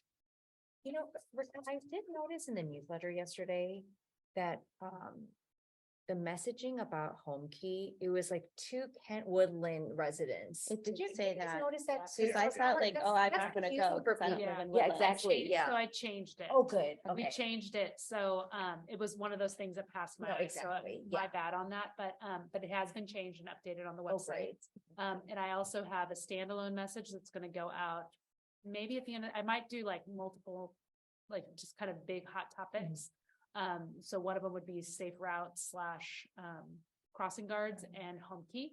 And then I'll do standalone reminders prior to the meeting, so you'll that'll see be something good. else come out. Yeah. this week. Oh, Yeah, good. thank you Yeah. for pointing that out. It was brought to my attention. That was good. It's important. No, I know, People I should know. Feel comfortable. Exactly, that And anyone that's- can go. Yeah, Exactly. I mean, people came directly to me and said, hey, I noticed this. Can you Oh, make that's it good. quicker? Yeah. Right, so if you don't, yeah. Oh, good. Debriefing meeting and norms. Was there anything anyone wanted to bring up about how the meeting went? The only thing is when I went to the TAM, or not went, but when I attended the TAM meeting over Zoom. So this is coming from somebody new to the board, and I think the Brown Act is so clear to all of you guys, but I liked that when they opened it for public comment, and this is really when there's somebody there to comment, but they reiterated why they couldn't respond to the public comment. I noticed So I that think too. people just, I didn't understand why people couldn't respond, like Yeah. through all of COVID, I was like, why can't they just Yeah. say answer or something. Yeah, discuss or yeah, like, you know, yeah, why, right? So Yeah, that was just something that came up to me. yeah. That That quick came to reminder, me, just a right? quick reminder, Yeah. this is why we can't respond, That's right. but we can put it on a future agenda or something like that. Yeah. Just, Might I not be. thought the way they facilitated that. It was meeting really good. It was I good. know. There's was a lot of, Oh, there's so many of them. I didn't realize. there's a lot. She's Yeah. a parent, Jennifer Doucette. She lives. I know, actually, it was so funny because I really? sent in my letter and she wrote back to me. And I was like, wait, are you Jennifer Doucette? We worked on like Measure A together you're at the kidding. PTA, and yeah, Oh, she's like, yeah, no. it's Julia, you know, it's like. So crazy, small world. so what my suggestion would be is that we have a script, I think, to like, that would help people understand what public comment, when you utilize that. And so when maybe we have that at every board meeting, and that if we do have members of the public come and speak to an item that's not on the agenda, then we can have. Do a reminder of time limit Yeah, that's good. and And why we can't yeah. respond. So maybe bottom half of this page. Yeah, that's good. And it can be super quick. It's Yeah, just it's like, 2 lines, 3 lines. it's not that we're not listening, you No, know. we're- Totally. I just think it should happen when we have the public. I- meeting. Exactly, we correct. don't need That's to right. add Not something when every, So- yeah. people aren't yeah. here. Okay. Yes, Yeah. exactly. Yeah. But otherwise, I thought it was a great meeting. Mhm. I mean, we were pretty good on time. I was keeping track and we were pretty spot on. Mhm. So We're it was just it was a Not now. long meeting, but I know Yeah, it was long, but I thought the timing was good. Yeah. it moved. It did. along. It did, yeah. We were going fast, actually. We The lost first time. part, exactly, We lost yes, time. yes. And then, and Damien, I was like, I didn't realize, I'm Oh, so I sorry. know, I He felt so- said, no, you told me to come at 6:30. I like to always come early. So then I was like, Okay. Okay. Oh, So, good. you know, I thought I had told him the wrong time. so it was Right. horrible, but he was like, no. Oh, that's great. That's why I Yeah. thought about it. Oh, that's nice. Okay, Thanks. so we are closing this open session at 8:48. Recessing to close. Recessing closed.